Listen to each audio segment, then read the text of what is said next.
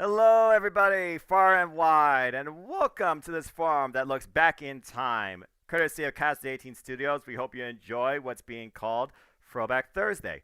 Over the coming weeks, months, and hopefully years to come, we hope that you will enjoy us opening the vaults and archives to look back at some of the most unique content across all of our platforms, whether it's Casa D18 Studios, the Jeff Meacham Network, NoDQ.com, my Sybil YouTube channel, the Sybil Man's brand, and of course, FTW Productions, hosted by James Hebert at jhebertside95.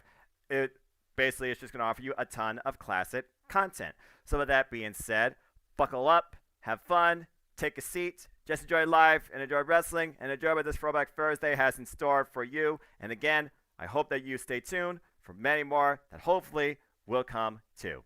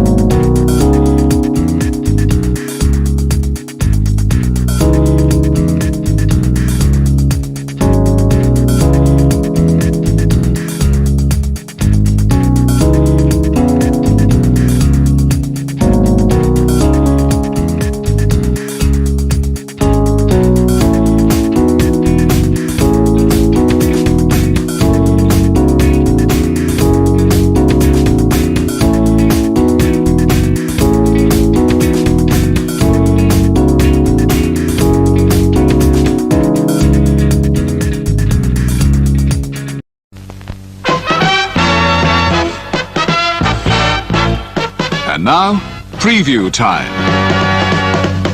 So let's take a look at what's coming your way.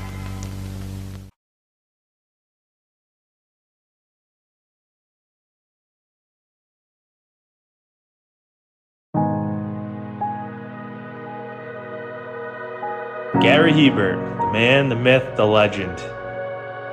I was amazed, and I was looking to become a better skater myself, and I wanted to be like Gary. When you look at a guy like this, he's one of the most talented people in his profession. He's been given gifts by God. It can get frustrating at times when you're trying things that maybe don't come as quickly to you as other things. And, you never really felt that sense of frustration with Gary. It was always about improvement and positive reinforcement. Was it really the end? Was that head injury really the end? God has called Gary to continue to be a blessing to others and to be a passionate example. My name is Gary Hebert, and this is the World Academy of Hockey, otherwise known as the Inside Edge. I would recommend anybody that have a chance to come to his hockey school. I think it'd be well worth it. It'd be rewarding to all the kids and anyone who coaches, from whether it's an adult, a professional player, to a little kid like a mite or a squirt. Gary, from day one, has been instrumental to my hockey career. I started out as a potential Division III player, and Gary brought me single-handedly through high school and into a top Division I prospect. I owe it all to Gary, the biggest legend on and off ice there's ever been. Listen, watch, learn, be confident, and have faith. Those are the answers I was brought to. Yet, I only now am really learning how truly important those 5 things are. Through preparation, through appropriate thoughtfulness and thinking, we can learn to untie the typical knots between our ears that drive us into underachievement and underperformance. And lo and behold, we can learn, I think, to fulfill our God-given potentials. Gary has the innate ability to make people not only better players, but better people. The life lessons they learn from Gary are incredible.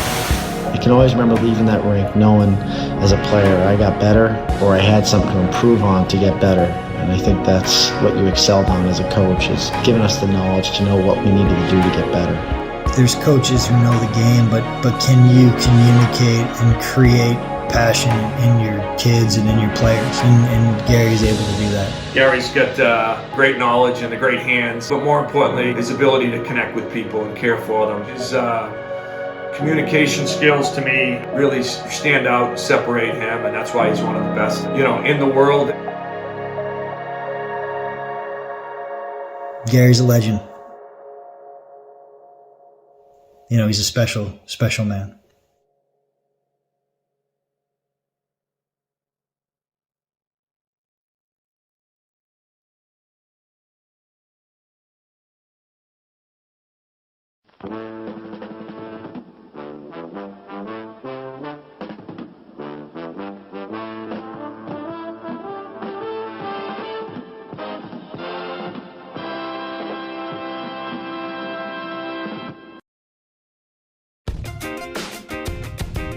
Casa D18 Studios, an affiliate of the Jeff Meacham Network, Multiverse of Media, proudly presents this retro content from J. Hebert Studios.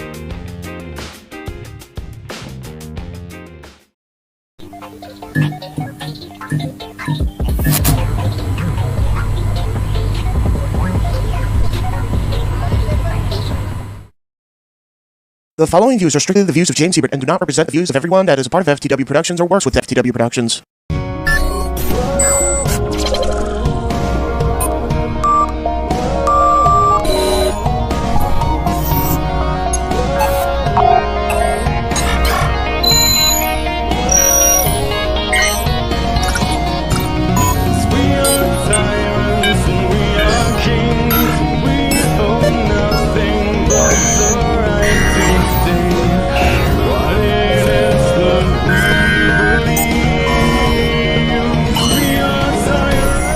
Straight from J. Hebert Studios, James covers the good, the bad, and the ugly, and gives his perspective on things. Now here is your host, James Hebert.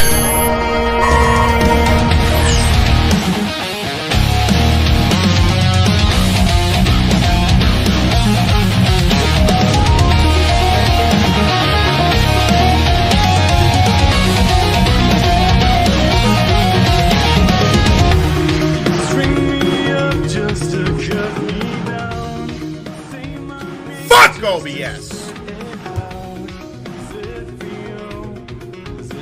Fuck them. I was live earlier and then it completely booted me off the fucking air. I don't know what happened. My fucking connection died a death because Xfinity Wi-Fi is just so great.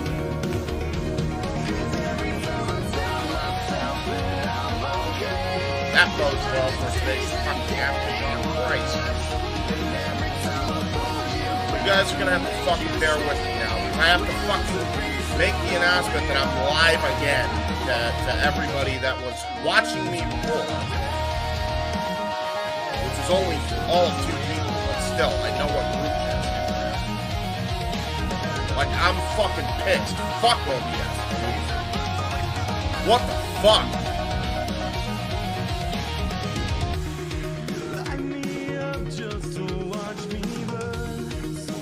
I actually cannot. I'm hoping this doesn't do that again, because I just promoted 4 group chats now. I'm gonna hope that God doesn't fuck me over again and allows me to fucking be on the air still. But I'm not counting on it. That was fucking absurd. Anyway.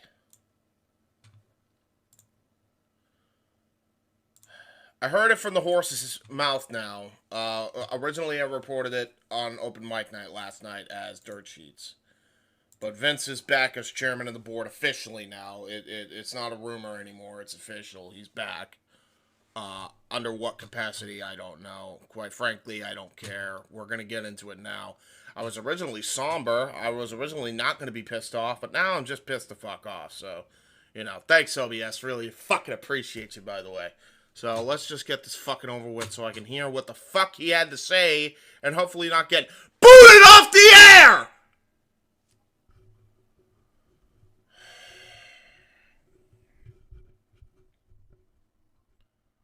Rest in peace, headphone users. Many doubted we would ever see this day, that you would ever be willing to sell a controlling stake in your company. Right.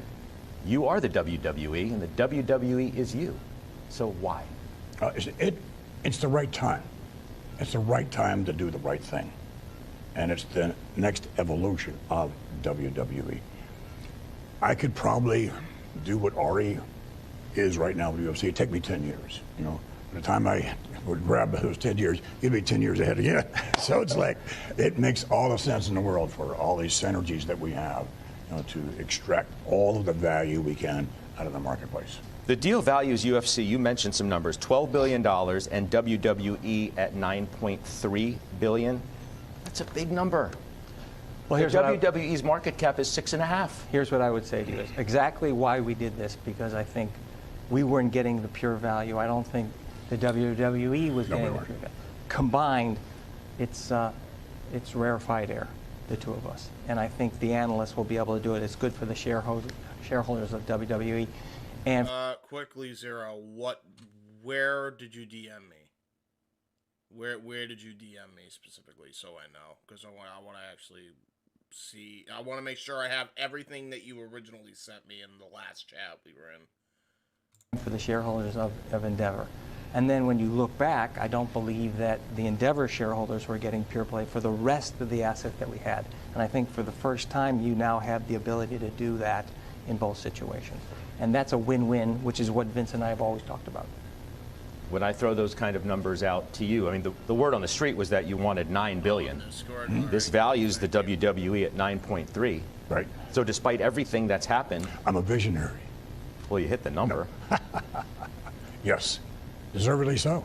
But here's what I would also say to you.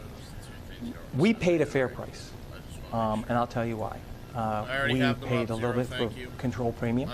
I made sure to get it from the old with shop our before I cost went back cuts, to being with live. their new deals coming up, which is right now,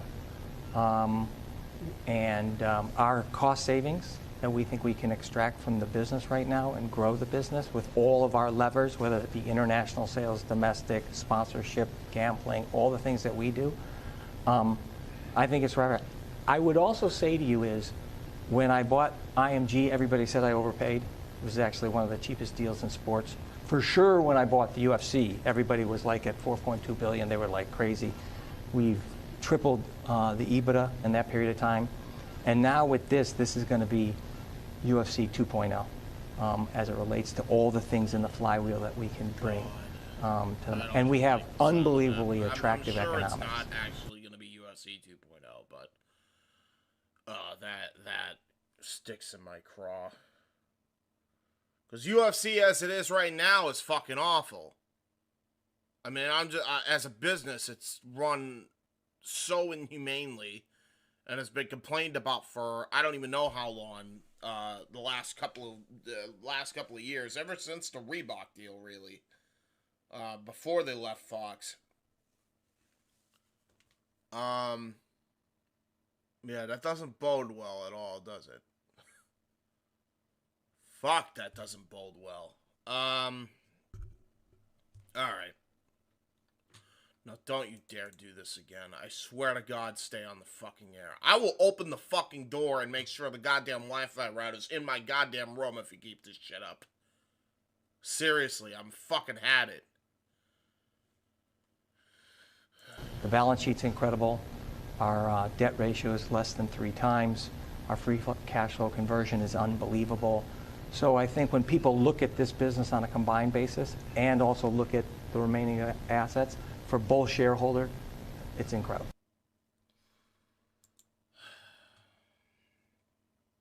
That tells me that Cody ain't winning the world title tonight at all. He's not winning either title at all tonight. Do we know if Triple H still has creative control? Can anybody confirm that with me in the chat? I'm just curious, because I know I got 3 viewers in the chat, so I'm hoping somebody can confirm that with me. Somehow I doubt it. Somehow I doubt it. Is this the same interview, Zero? It has more info. Where does that info start? 258? Because this looks like it's the same interview. I would have body slammed him if he thought he was going to leave. Because as I said to you before, here's a man who has seen around the corners at every beat over the last 40 years of this business and has a vision for where this business, way before a lot of people see it. Him now being able to utilize what we have built in our flywheel I'm the luckiest guy in the world because I got Vince McMahon, a visionary that sees around corner. I got Dana White and what we've built. That's pretty unstoppable. So you wanted him to stay? Oh my God, yes. Oh my God. Did he have to convince you to stay? Not that much. Would you have been content? I love what I do. I've loved building WWE all my life. It's my passion. And to have an opportunity to have it grow like this in an exponential standpoint is like, can't beat better than that.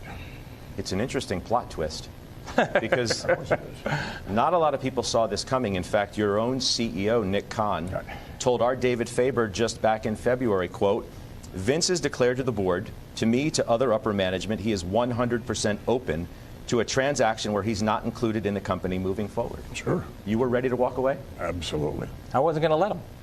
And let me see, we have a relationship for 23 years. Okay, so I have you to fucking blame, Ari, for fucking making that decision last night. So I know who is officially to blame now. Michael PSAs is just a puppet in this bullshit. That told me all I needed to know. Nobody needs to confirm a fucking thing to me anymore. Nobody needs to even confirm. They said it with their own mouth. There's a trust, there's a friendship. When you're going into business and going forward, I think that's important. I'm glad he chose us because it was a very competitive situation. But for us, it's an honor. And also, we're so lucky because of his vision about where the business is and where it's going. What happens if you guys disagree? Executive Chairman McMahon says, I think we should be doing this. CEO Emmanuel says, no, I think we should be doing this, and this is my show. What happens? Well, what happens there is we have a little contest in the ring.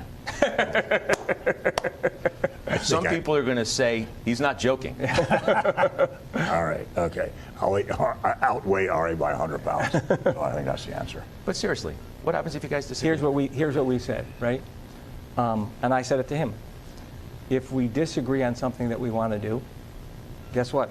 We're not doing it. It's the relationship I have with Silver Lake. I would never put that, and it's the relationship I have with Dana. Dana's got the say as it relates to the UFC. Vince, as it relates to the WWE, he's going to have that. He's going to have the say. We have nothing to do with the creative process. That's Vince's and that's Dana's situation. All the back stuff, we're going to try and do what we do. I think that's what he wants. But if there's a disagreement, that's called a relationship. We will work it out. And that's how we have it. Let me make it clear. I thought you worked for me. On the creative side, Vince, do you plan to be as involved as you have in the past on the creative side? Yes and no. On a higher level, yes.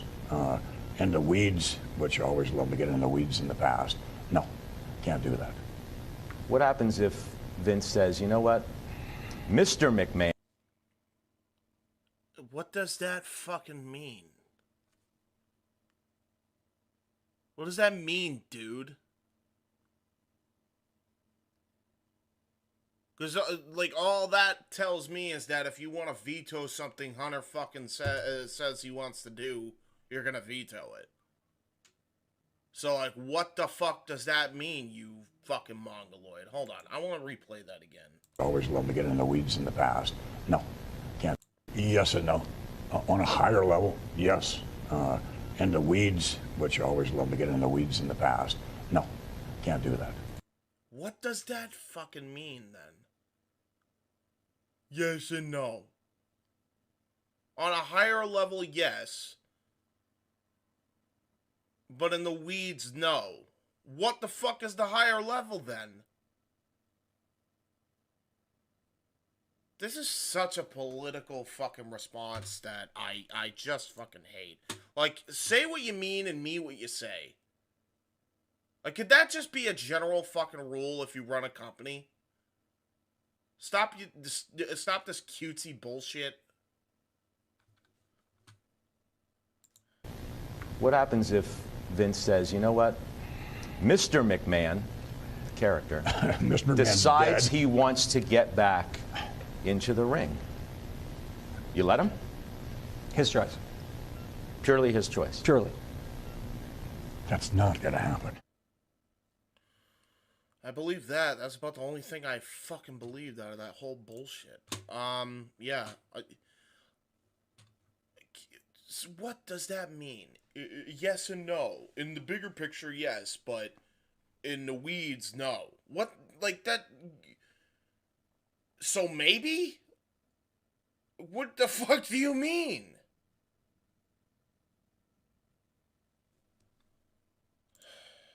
Fuck. I'm just done, man. I'm just so done. I'm done with this bullshit. I know I lost viewers. I don't care. I'm just done. I was originally, like, somber. I was originally accepting of it, and then that OBS thing just pissed me off. What a hell of an intro that was, I guess. I just deleted the last stream, by the way, in case anybody wanted to know. The one that failed and completely got booted off the air.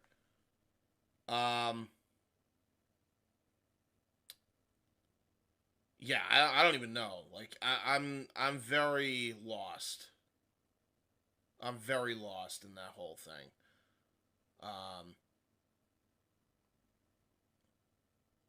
But it's very confusing. To the point where I've just wiped my hands clean of it and just say, I don't care. I don't care anymore.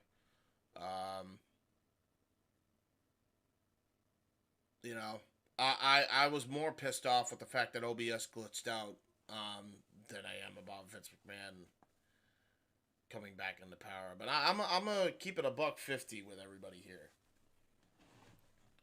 I'm not surprised he's back, and I'm not surprised he, more likely than anybody, overruled Triple H. I'm not surprised. In the fashion he did last night as well. And the booking decision that they all decided to come up with. I'm not surprised. I was expecting something like that to happen. I was fearful. I didn't want to believe it. I thought it was Cody's time. I thought that he was going to be a guy that they could have built for this Endeavor purchase or whatever sale they decided to make. But this fucking Endeavor motherfucker, who clearly knows good business because he kept Dana White in fucking charge of the UFC, that's going swell. From a humanitarian perspective. Which nobody gives a fuck, I'm sure. Except me.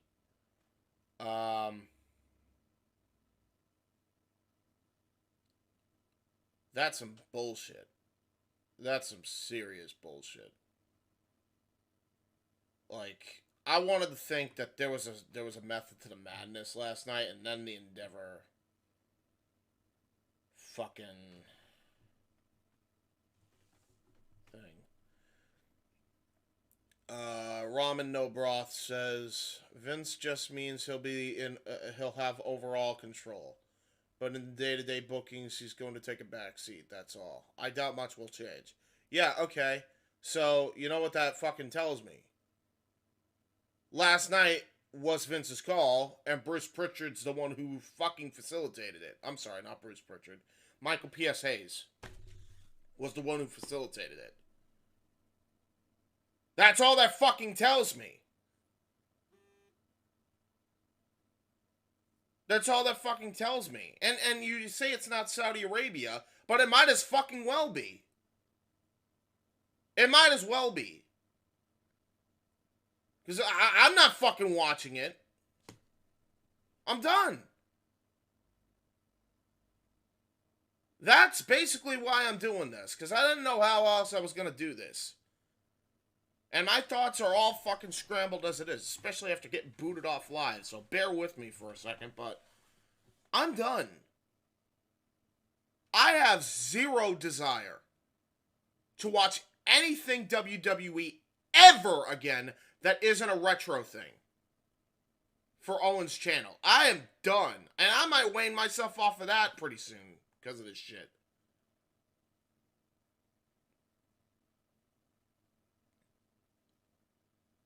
Like, the industry is making more money hand over fist than it ever has. But holy shit, is it not riddled with some bullshit. Like, it is riddled with some horse shit along the way. Politically, and just with a lot of hurt. It's just hurting a lot of people, and I'm just sick of it, man. I'm sick of it. Like, last night showed me, when the right decision comes, they will drop the ball. You could be WWE, you could be AEW. It doesn't matter. They're gone. It's done. They don't need our money. They could do whatever they want, and it don't matter to them. It's become so money grubbing. And then you got the one company that isn't money grubbing in AEW. Like, I don't even get me started on that. Like, I have no idea what's going on.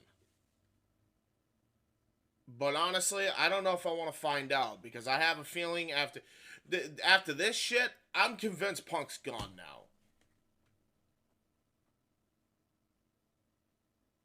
Like, and if he were to come back, I don't think I'd care now. And that's not even because of Punk or anybody involved in that company that had anything to do with that brawl out shit.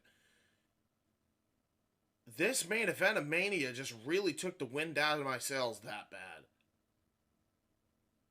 Like, No, and that's the thing, Zero. Like, I don't even want to support indie wrestling. I know that's fucked to say. I know that's fucked to say. I get it. But here's the reason why I say that. The reason I don't even want to just, or to even support indie wrestling or invest my time into anything that fucking heavily again is because I'm sick of being disappointed. Like, that's the thing. I'm sick of being disappointed. You know, like, I can't invest myself that much and then be disappointed with the outcome. I can't. Vince is the chairman of the board again, which means anything Triple H fucking recommends, it's vetoed and he's gone. He's not gone. He never was. And we know he booked more than likely the Almost Brock match, and he's the reason why Cody's not the champion today. Over a fucking 1,000-day shirt.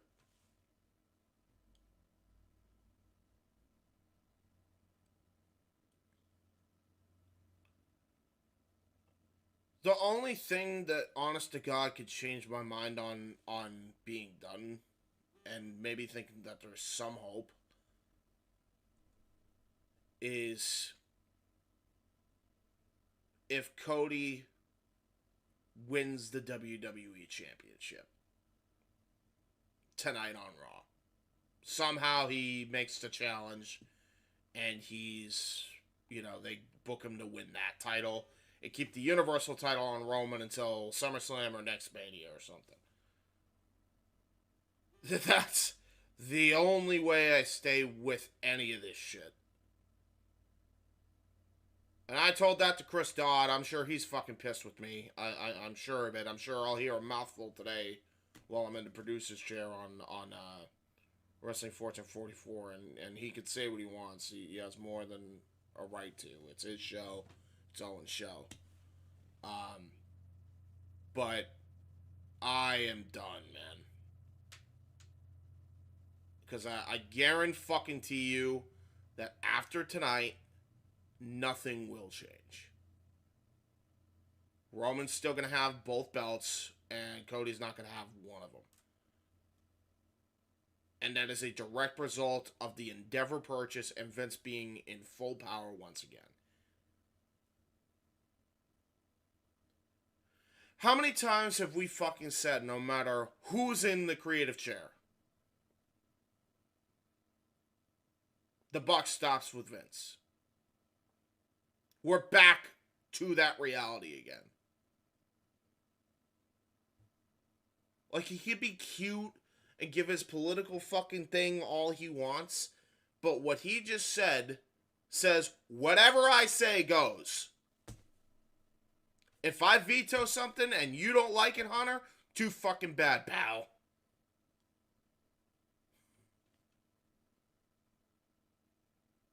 What a waste of fucking year! What a waste of time! Why did I waste my time investing in this shit? I'm never gonna do that again. I'm never gonna fucking invest my all. I'm gonna always be skeptical now. And that sucks. I'm a cynical bastard, I guess, now. But you can't fucking blame me when you had Punk that happened last year and that bullshit that happened with the Elite and him. And now you have this shit going on when we thought we were done with this fucking geezer.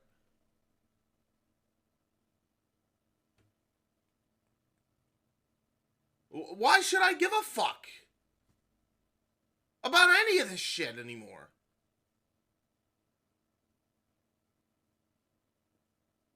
Fuck me, it's not like you all need me. Really. The only people that really need me is fucking open mic night crew for fucking outside WWE events, pay-per-view events, to be clear, by the way. And fucking, I don't even know, WWE content would, or WWE current would only be talked about on open mic night, I guess. Because I'm sure it would be brought up, but, like, what else do I need to be on there for? What else do I need to talk about if it's not on those channels? Serious.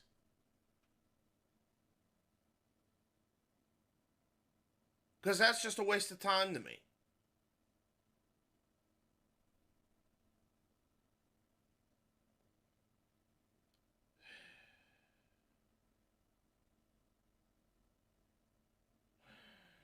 Like, it sucks, man. It really does. But at the same token, I really should have just gone with my gut that this will not last. And I knew that this wasn't gonna last, man.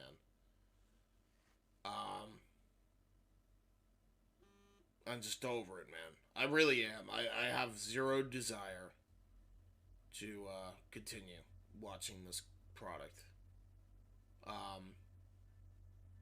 And it's really soured my taste on anything to do with wrestling. That sucks. But, like, I have zero faith that the Elite will work their shit out. I have zero faith that Triple H will ever be listened to. And I have zero faith that the people that I invest my time into, whether it's indie or otherwise, are going to be utilized properly anywhere in this fucking industry. And that sucks. I hate that reality. I don't like it at all. But you know what? I've said it before, and I know people say it's a goddamn cop-out, but holy shit does it ring true. It is what it is. So if that's what it is, bye, see ya. I'm gone. Like, I will wane myself out if I can, slowly but surely, from podcasting. If I can, just to avoid talking about this ever again. And as far as Mania 35, you will not catch me dead talking about that. I'm sorry, Mania 39, excuse me, last night's Mania. Connect!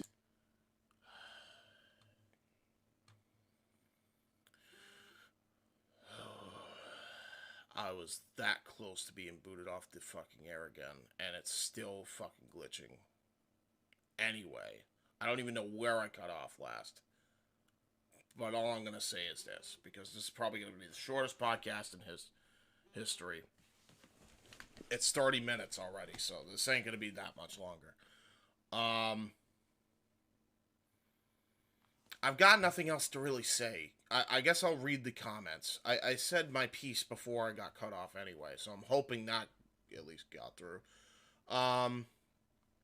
Wherever I cut off, guys, let me know in the comments. But right now I'm going to read comments, and hopefully I don't get booted anymore. I already explained why I'm not supporting indie wrestling to you, Zero, which sucks, because I don't want to fucking feel that way, but it is what it is again.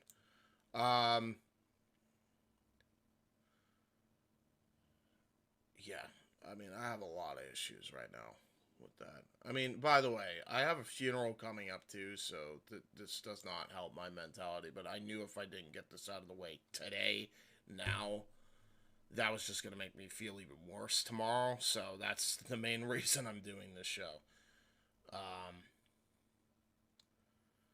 Yeah, it's over with AEW, says Ramen. He could come back, and I don't think most would care. The shrine is off that company. Yeah. Yeah, the rose is off the bloom there. And that sucks. Because, again, I invested so much of my time into that. More than a lot of people will even understand on the show. Like, more than a lot of people understand. If you know, you know. And, you know, they spat in my fucking face, and they spat in a lot of people's faces. With that fucking debacle, you know?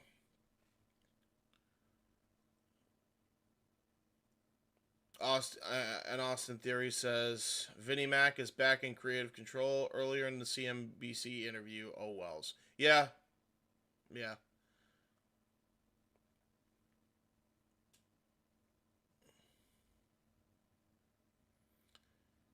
Ramen no broth. Wow, this is a fucking take. I did not expect this take. Wow. My wife is a new wrestling fan, and she was so angry at last night's main event. It really did a lot to deflate her. Yeah, tell her join the club. I'm right there with her, man. She's not alone. Oh damn, that'd be great. I'm not sure what you were referring to there. Remember WrestleMania 2000 though? Hunter was the main event, but Rocky got the title a month later at Backlash. Do we see a repeat of that? No. And I'll be real with you, Ramen. Even if they fucking do that, nobody gives a shit now. Why would I care? I'm not going to tune in. I know plenty of people that were watching this Mania in hopes that Cody was going to win the championship, which was everybody in my friend group ain't going to fucking tune in. That hadn't watched wrestling in years. So why the fuck should I? I don't care now. Bloom's off the rose, just like the blooms off the rose in AEW. Why would I care? Why would I give a shit now? That's not the fault on Cody. That's not the fault on Roman. That's not the fault on anybody there. Because I'm sure they fought like hell. I bet you if I could, I'd bet you my house that they fought like hell to make sure Cody won. At the end of the day, they were overruled by Vince and his stupid businessman that works for Endeavor that wanted him in so bad at the sacrifice of everything else.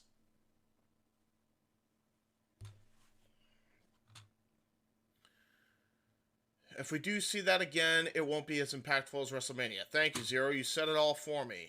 Hunter had a good run, unfortunately. Ramen said exactly. They should have stuck while Cody was hot. Yeah, how I propose that? How many guys have we said that over the years for? Austin Theory, haha. I don't know what's funny about that. I mean, Austin Theory was probably the one that was one of the better people that was utilized. Matt sucked, but you know. Braun, Gunther, Jey Uso, they got a few, but it won't be as impactful as Joey or Cody. Apparently, they leaked the poster for Hell in a Cell that Jey Uso and Roman with one belt.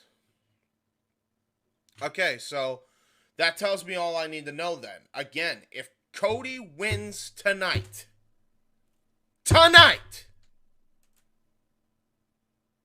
then you could write this podcast up as venting my frustrations. Either way, I could be jumping the gun. I'm well aware I could be jumping the gun here. Raw's like less than 12 hours away here. Right? But I knew if I didn't get this out, this was gonna fuck me up at the funeral. So like I could give a shit less if people don't like that I'm doing a live stream and venting my frustrations about this. I could care less. Even if it's from my own family members. You know who you are. I don't care. Like, if I didn't get this done, I was gonna be miserable tomorrow. So I don't care, you know. And for those wondering, it's for my grandpa that passed away. It's for the book I've been promoting. He's the author of that book. So like it's been a rough couple of weeks during Mania season, to say the least. Thank you, Zero. I appreciate that. I just saw that comment. But yeah. So, again, if Roman has the Universal title and he's going to be defending it against Jey Uso, then that's fine. That's the route they should go. But it has to be done tonight. Cody has to get the WWE World title off Roman at least tonight. As I said, that would be the only thing that would make me think and consider that there is some hope. There is some fucking hope that Cody gets that title. And even then, some hope in general that Triple H still remains in creative control from a majority standpoint. If that don't happen tonight, they could fucking have it at Backlash.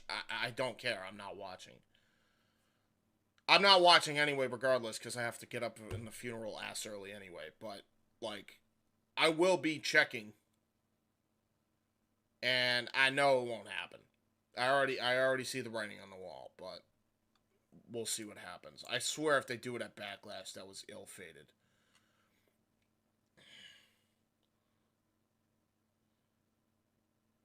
If it ends with Jay being in the main event, I'm fine with it. Dude needs to be in the main event. Yeah, but no, I don't know. I'm not convinced that he needed to be in the main event at the expense of Cody Rhodes and Sami Zayn in particular.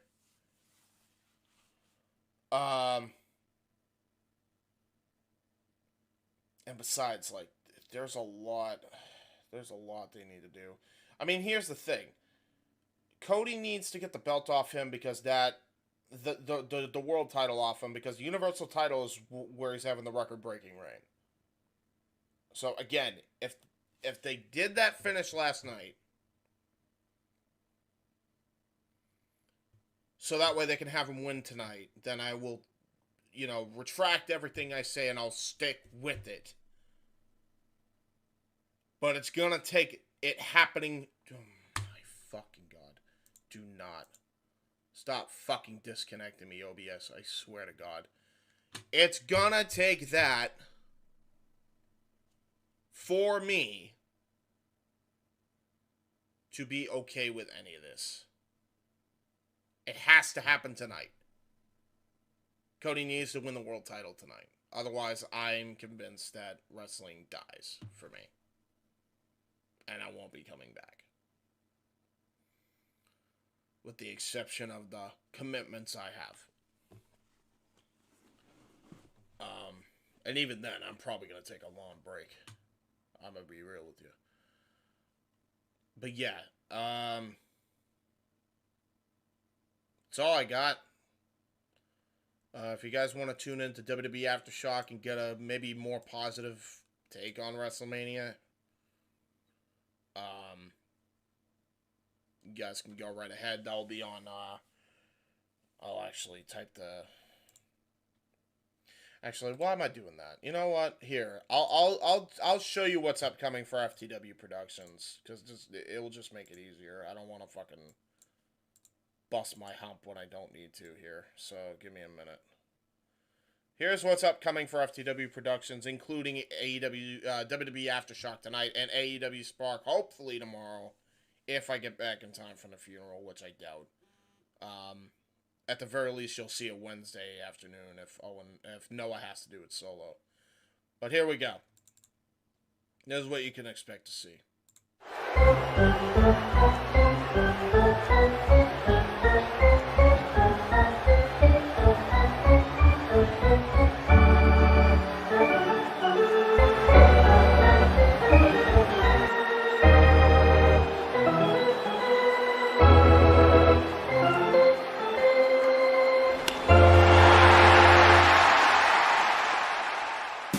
Scan the QR codes to see what's upcoming for FTW Productions and what's available on demand right now.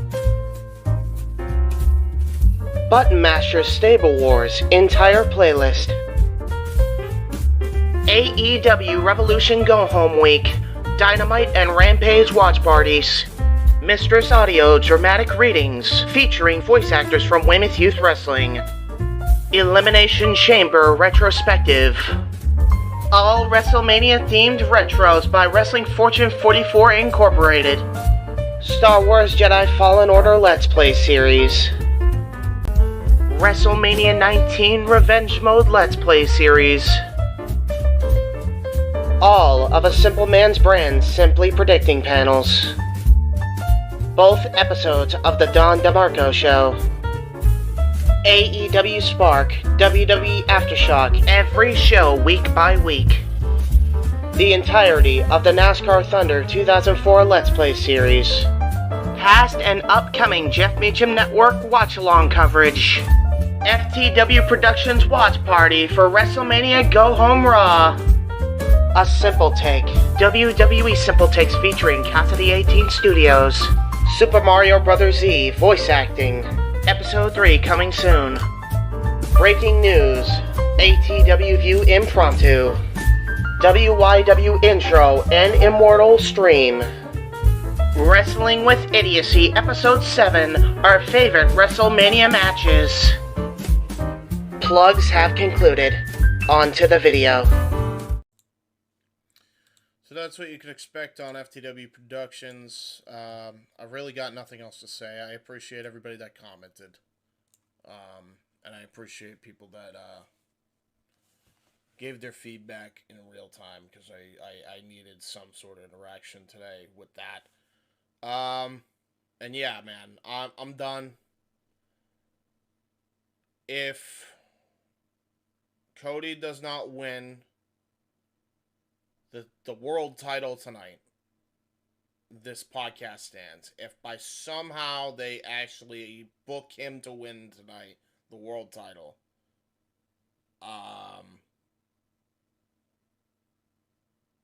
this statement will just be me venting my frustrations in that moment. Somehow I doubt that this isn't going to stand. So don't expect me to be watching WrestleMania next year, or any WWE event, period. Especially NXT. Noah will go solo for that, because I ain't ever calling an NXT event again. I'll produce or whatever, but I ain't fucking ever doing that. And that's it, man. I'm done. Like, I don't know. Oh, hi, Jack.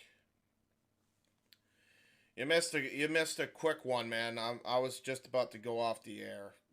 If you have anything you want to say, go right ahead. But Vince McMahon's back in charge.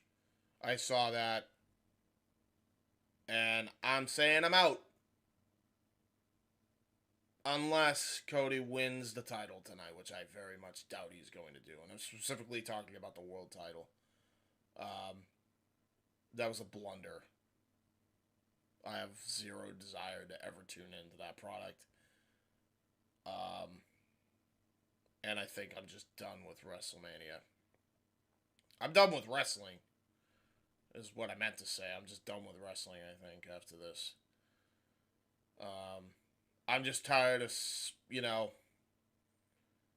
setting my expectations high, whether I mean to or not, and then being disappointed. There are times where I've set my expectations way low and still have been disappointed. So, that's wrestling, I guess, now. Yeah, I'm just done. I'm done with WWE, done with AEW. I'm sure I'll enjoy certain things. I'll still probably watch AEW if I absolutely need to for AEW Spark, but like I'm not gonna nearly invest my time and effort into it like I did back in 2021, 2022. And again, if you know, you know why how much time I put into it, even more than meets the eye. But like I'm not gonna nearly be invested. I'm not invested in anything wrestling anymore. Like this so took the wind out of my sails, and I don't think those sails are ever coming back. So that said, there's not much to say. If you want to see me rant on OBS disconnecting me from the first time I attempted to stream, you can watch it back on demand. But otherwise, I'm elongating, and honestly, I have a stream to do on this channel, which you can check out here. Or I'm not even going to be on this show, but I'm going to be in the producer's chair.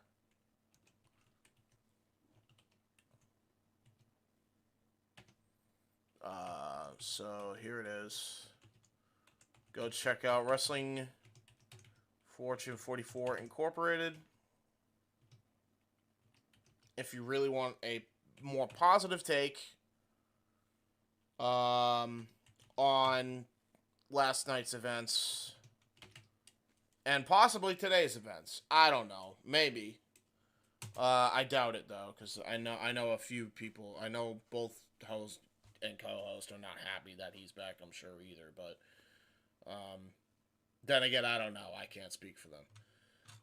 But if you want a more positive take on last night, you could definitely go there. But until next time, I guess we'll see on the Jay Hebert side, if there's even one to be had in like the next year. It might take another year before another podcast drops. I'll just be real. But until next year, I guess, or never, see you on the Jay Hebert side.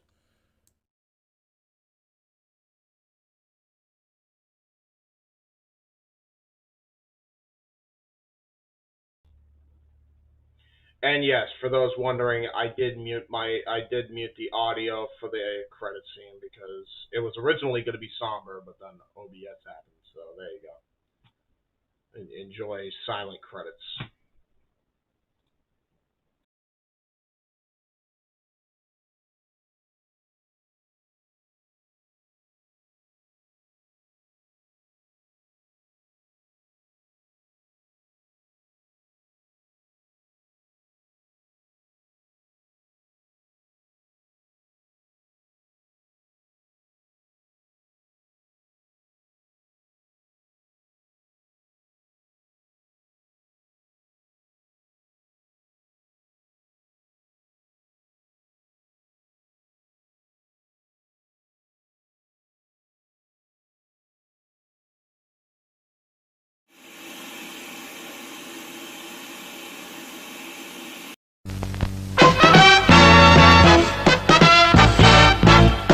And now, preview time.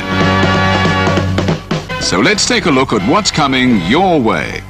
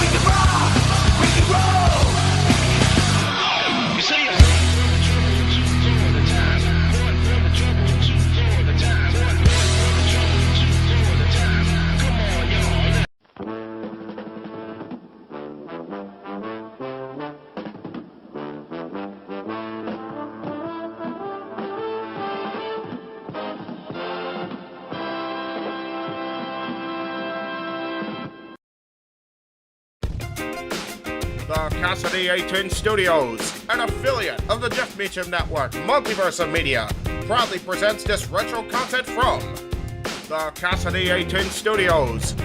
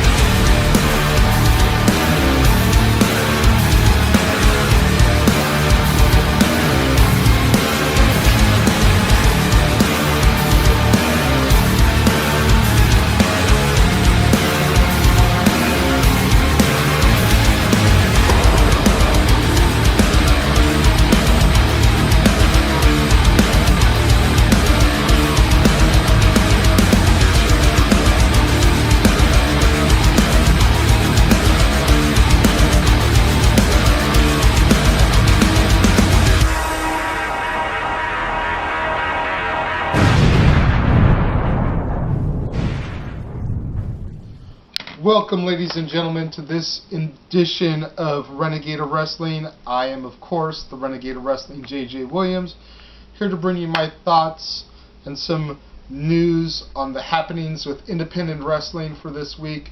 I know it's been a couple weeks since I've been around, but that's just because there hasn't been anything to talk about. And why fill up the channel with useless banter when there's nothing to really discuss?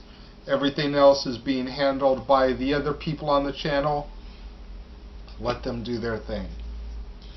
First thing I'm going to talk about was 2 nights ago, March 25th, Pro Wrestling Massive, PWM, live from San Diego, California. Awesome show top to bottom. The Casa D18 Studios crew, or at least most of us, myself, Mr. Meacham, the Meach Machine, and Jay Rolls, Jade, we're all down there in San Diego doing our thing. The Casa D18 mascot Dylan was down there in full effect, getting into while trying to stay out of trouble, just wasn't working for him. But anyways, I'm going to start talking a little bit about the show. Unfortunately, I can't give you too much in depth about it because, well, the suck thing about me and Jeff's job is that we're upstairs conducting backstage interviews while matches are happening, so we end up missing a lot of the matches. But Mr. Impact and Ryan Kidd defeated Mikey O'Shea and Sean Black. Collusion and grandeur aplenty. I heard there was a steel chair involved. It'll be interesting to see what Mikey and Sean have in store for Mr. Impact and Ryan Kidd in the coming months, as I'm sure this will develop in Massive. The Genuine article, Chris Ellis defeated the debuting, or at least for Massive, debuting Robert the Wrecking Ball Hall. From what I remember hearing from the fans, it got a good little response, nice solid chain wrestling there between Chris and Robert.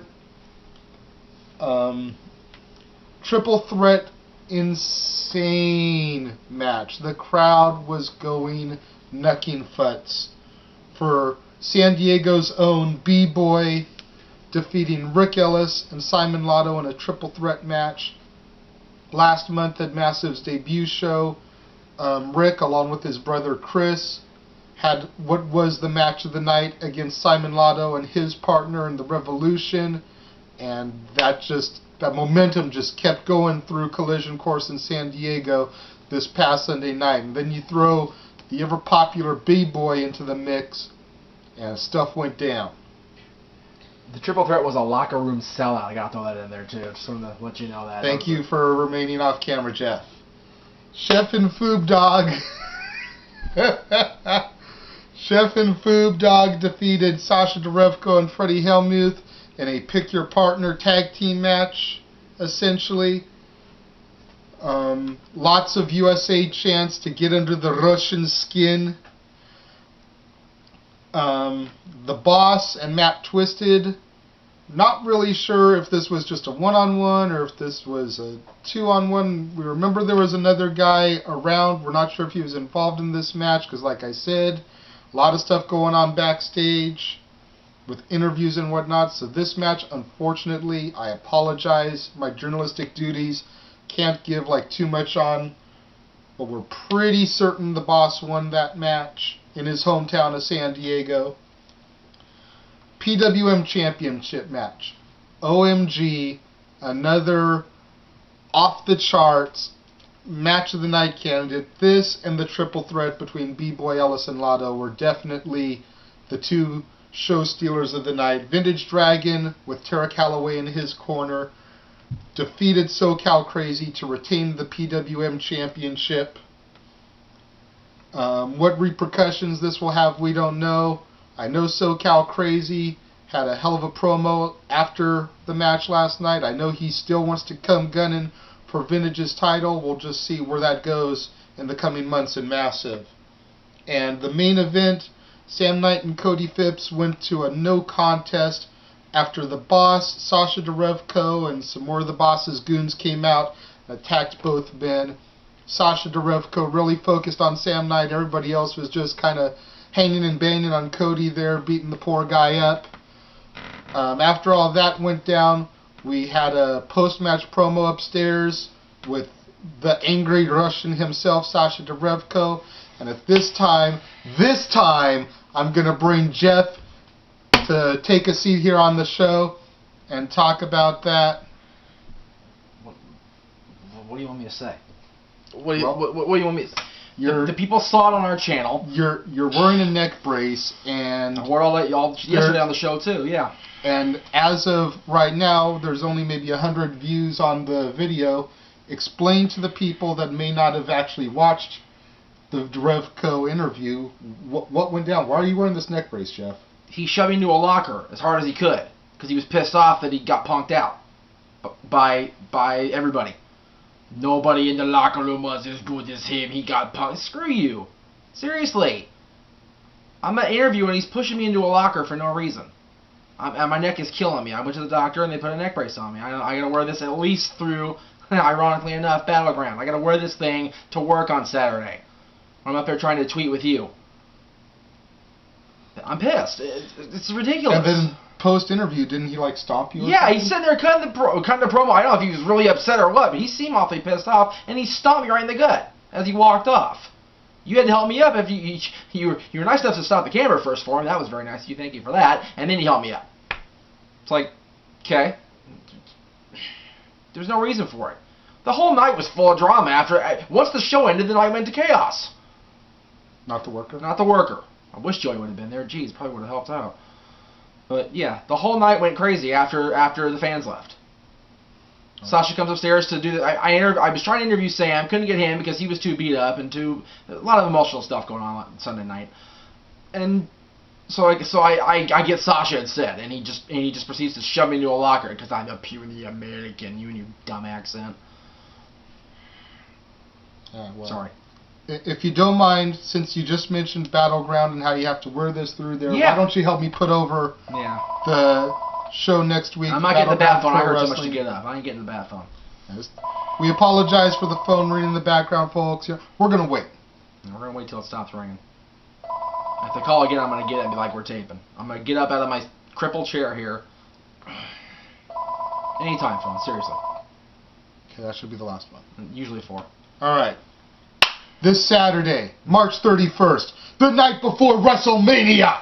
Yep. We would probably be home watching the Hall of Fame if WWE was intelligent enough to actually show it when it was happening, but no, they're going to show it before Raw on Monday night. So my thing is, are they going to show the Hall of Fame for 30 minutes and then throw in the hour special of The Rock and John Cena again just for S's and giggles? Probably. Yeah. Probably. Stupid. All right. Los Alamitos, California. American Legion Post 716. Sound right? Sounds right. Luckily, one bus ride away. That's right. Sorry, my bad. Battleground Pro Wrestling, one of the hottest, hippest indie feds in SoCal, along with Massive. Brawl in the Hall. You're going to have Pinky and his nobodies, Freddie Hellmuth and Luis Tapia, versus Foob Dog, Seville Alvarez, and Angel. Is it wrong of me to want Freddie to win now because Sasha abandoned him Sunday night? That's ridiculous. Even Freddie got abandoned by this idiot. I don't know. I'll chant for Fubi because Fubi's our homie and everything, but it's like, seriously, Freddie got dissed just as much as everybody else in the locker room did. We got Chris Cadillac versus Simon Lotto. The Working Dead versus the Greater Good going to the next level here. Yes. Cadillac, always a crowd favorite. Again, Simon Lotto involved in potentially 2 match of the year candidates so far out of Massive. Yep. The only reason I haven't posted him on my page yet is because like I said, I still haven't gotten to really see him. I'm just going off of hearsay. We have the Massive DVD from the first show. There will be a review on it come next week's show. Be on the lookout for that. But this match has got classic written all over it. And hopefully Cadillac is with the Power Rangers music again. Cause that's awesome. Right. That's right. Levi Shapiro versus Tito Escondido should be an interesting contest. I just know a comedy match on that one. I really do. But we'll see. BPW Green Warrior Championship. The hardest working man in Battleground right now, Jeremy Yeager, defending his title against Sheik Khan Abadi and the debuting Nick Madrid. Our good buddy Nick is making his Battleground debut. We were so stoked to see him come out. I've not seen Nick since NWA, I don't think. That was in, December? Something like that, yeah. West Coast Wrestling Company Championship will be on the line. Probably the prettiest indie belt this side of the Mississippi. Joey Ryan defending his title against Famous B himself. And what could be the end of the saga between these two guys. This is an awesome story. Their January match, I nominated for Match of the Year candidate on my page. If that match is any indication what could come here, we could either end up seeing a brand new champion or at the very least another 5-star classic between these two men. You can almost guarantee Joey Ryan shenanigans. Almost guarantee. I'm sure Adam has got something great in store for us from West Coast. Oh yes. And the coup de grace, Rico Dynamite defending the Battleground Championship against his challenger, Tyler Bateman, with the ever-lovely Rays at ringside. This one should once again be another Matt Classic, and no, I'm not talking about Colt Cabana. I disagree with one part of what you just said. That won't be the coup de grace, Jay. Well, we don't know if the other match is happening yet. No, but it There's should. There's speculation going on BattleRageOn.com, the official BPW website, as to whether or not Sasha Derevko versus Sam Knight will in fact happen. BPW is doing an investigation of Commissioner Danny Ramirez. They want medical clearance from Alexis Derevko, or else the Derevko brothers will be stripped of their #1 contendership title for the Silver Heart Radicals straps. So we'll at least have one more match there, because either the Derevkos will show up and challenge the Silver Hearts, or the Silver Hearts will defend against somebody else. Exactly. So the tag titles should be on the line this coming Saturday. We just don't know against who yet. Yeah. And if Alexis Derevko cannot appear, then and only then will we get Sam Knight versus Sasha Derevko, the story which is continuing to unfold out of Massive this past weekend. Yeah, and Sasha just decides to involve me because I'm purely American. I don't know who's on this BPW officials or board of directors, whatever the hell they're called, because we work for them, but I think I've never spoken to them. I speak like the bookers. I don't speak to the board. It's not my damn business. Exactly. If you guys are watching, just suspend Ramirez, please, and just make sure that we find some way for Sam to get his hands on Sasha. Sasha has this one coming. He's attacking people for no reason now. It's ridiculous. It's one thing. Do you think Sasha Derevko deserves a fine for laying his hands on you? That's really Massive's department, honestly, and he'll probably try to pay in Russian coins or something, and we won't be able to pay his real fine, or try to pay in pay in bearskin condoms or some stupid crap. I don't understand. Oh, God, it hurts to do this. I don't understand Sasha. I'm sitting there up at the table with him, drinking screwdrivers with him last month. Because they brought him one too many. He offered me one out of what I thought was the goodness of his little black Russian heart. And now he's attacking. I don't get it. Do you think it could be a case of bipolarness? I would know that better than You'll anything like what I said did there, you know? Russian, Ivengi, bipolar, polar bear. Very good. It's a horrible little strain to get to it, but it is funny. That has Kevin Bacon written all over it, dude. Seriously, that's all over the place. But it worked, so there you go. I wouldn't begin to speculate. I'd have to talk to his psychiatrist if he's actually seen one. But it wouldn't surprise me if he has seen one, because he's definitely a few fries short of a Happy Meal. Or actually, what do they call it in Russia? I'm not sure. I don't either. When you look that up. I know what they call it in France, thanks to Pulp Fiction, but they didn't really touch. Well, that's the burger, not the fries, though. Yeah. Fries, I think, they're just fries in France. Because they're French fries. All right, so I'm trying to make a bad joke, and I'm hurt. Jeff Meacham, ladies and gentlemen, you now understand why he's in his little neck brace here. If you didn't see the video, he has explained it all to you here on Renegade of Wrestling. Be on the lookout. Come down to Battleground Pro Wrestling this Saturday, March 31st. Los Alamitos American Legion post. We believe it's number 716.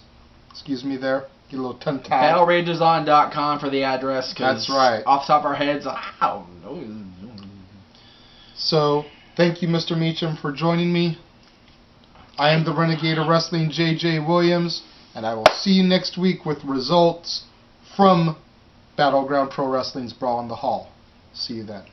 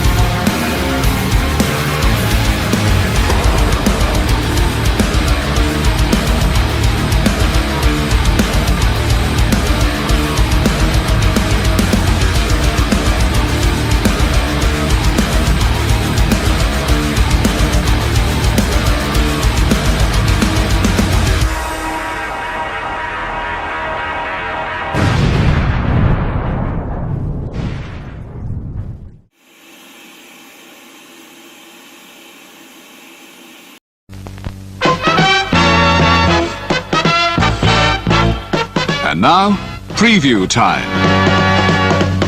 So let's take a look at what's coming your way.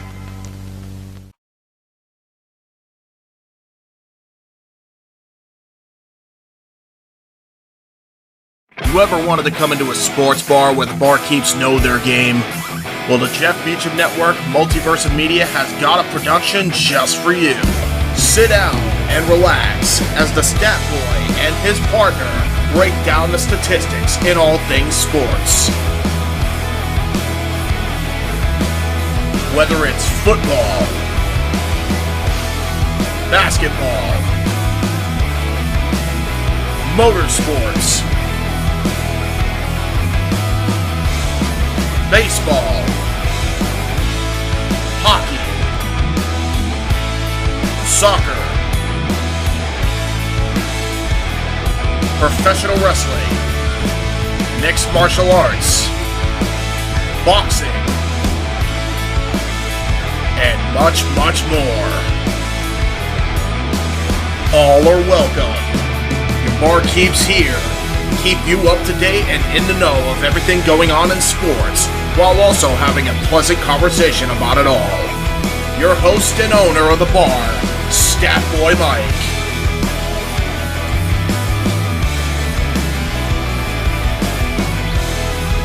His partner in crime, Dory Lou. And a host of other guests coming in. The food's hot, the seats are warm, the drinks are ice cold, and the sports talk is plentiful. Casa D18 Studios presents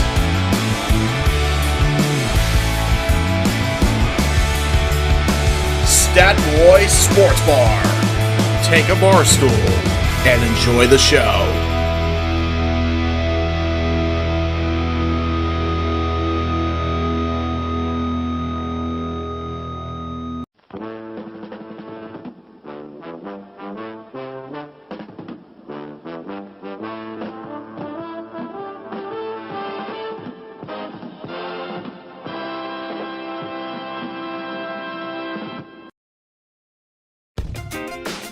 The Casa D18 Studios, an affiliate of the Jeff Meacham Network, Multiverse of Media, proudly presents this retro content from the Casa D18 Studios.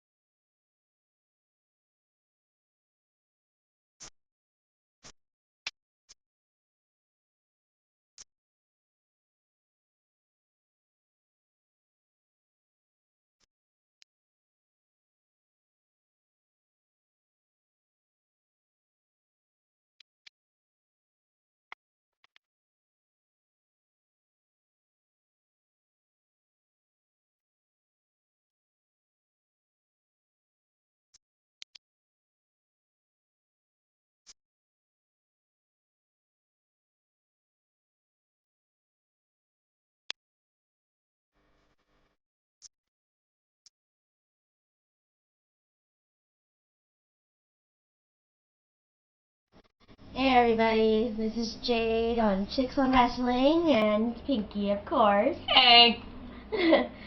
Today we're gonna do our Survivor Series predictions. Yay! I think. I'm sorry, I haven't started the show for a while, so I'm like kinda on it. I'm getting better. I'm trying. Do or do not do, there is no try. Okay, sorry. I had to go Yoda. Wow. Should we start from the bottom to the top, or do you want? Yeah.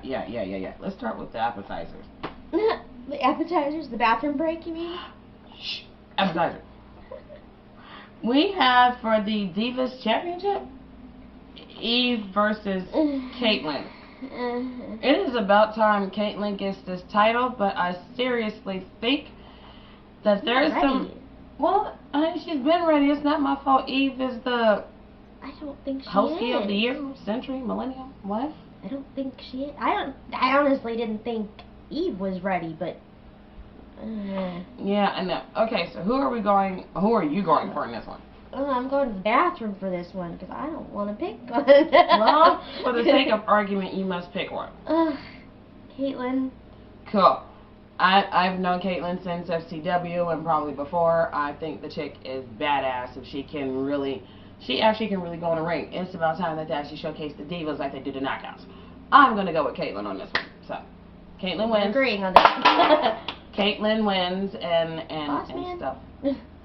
It's okay. I'm about to punch a can. Okay, we have next for the U.S.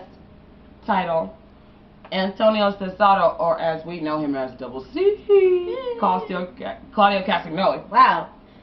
Claudio Castagnoli, I'm tired. Versus R-Truth and Lil Jimmy. Who you got? Any thoughts on this one? I think Lil Jimmy should just get super kicked in the face. I kind of hope that Cesaro does it. Oh, that's funny. Okay, I agree. Okay. Personally, my opinion is Antonio Cesaro should not lose the title just this soon. He just got it. Yeah, I agree. He just got it. And for the simple fact, he's actually been carrying it pretty darn well. If you follow his tweets, you know, some of the fans have some mean things to say about him. If y'all really did your research, you know who Antonio Cesaro, Claudio Castagnoli, really is. He's a really cool guy. We just don't want to so good, too. He's so good in the ring. And I actually love watching him. I really wish they would showcase him better, though. I know, but when he is better than he is. They're showing him. Of course he's better than what they're portraying him to be. And I wish they would show him as what he actually is. I what agree. he can be. I agree with that, but when you get to the WWE, unfortunately... They water you down. Exactly. That's why Just Samoa like they Joe. did with Bryan. Oh, Daniel Bryan. Daniel Bryan is amazing in the ring, and they turned him into a joke. Oh, yeah. And, yeah, we'll get to the other part of that anyway. So, for the sake of argument, I'm going to go with Antonio Cesaro. Antonio. Okay. Sorry, Truth, but we love you, but Antonio just got the belt. They ain't gonna let him lose it that soon. Now, we have for the World Heavyweight Championship, The Big Show with his WMDs, Weapons of Mass Destruction. I have a better Weapons of Mass Destruction fight. Versus Sheamus. Any thoughts? And no potty break does not count. I want to say Sheamus. Okay. But the way that Show has been knocking everybody out. Yeah. And everything. Yeah. It's gonna be Show. Well, I mean, considering his last title reign only lasted 2 minutes and about 30 seconds, technically 45 seconds for the rest of us who just feel like laughing at your ass Show. He didn't have that long of a title reign. And he hasn't really held a major title in a good 3+ years. So, as much as I love Sheamus and the Ginger Snap, unfortunately, I'm going to have to go with the Big Show. I know. And I love me some Sheamus. But that boy has been on top for too long. He's been on top since day one when he got to the WWE in 2010. I just totally went dirty on that. We know you did. But I ain't gonna say anything. Thank you. Be a good girl. For once. Okay, for the sake of argument and for the sake that that Show just got his title, I'm gonna go with Show on this one. What say you? I said Show. I don't want to, but I said Show. Believe me, I really don't want to, but Sheamus, you really don't need a title right now, sweetheart. It's just time for you to look cute and bro kick everybody to hell. And, a couple of white noises in there somewhere. Just like I said with Cesario. I wish they would showcase Show even better. And Show they is just really show good him at as like this monster and like, this knockout guy. It's like he has more ability than that. Of course he does. He reminds me of Lex Luger. Why so? What, circa 1993 WrestleMania 9, he was knocking folks out left and right? That's what I'm saying. That's why he reminds me of Lex Luger. He just didn't kill anybody. Okay. Oh.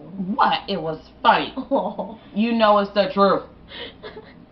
Usually when you laugh because it's factual truth. It's not my fault that Lex Luger is ostracized. And the only place you can really see him is in TNA Hall of Fame ceremony for Sting, and that Hall of Fame ceremony looked like somebody's prom.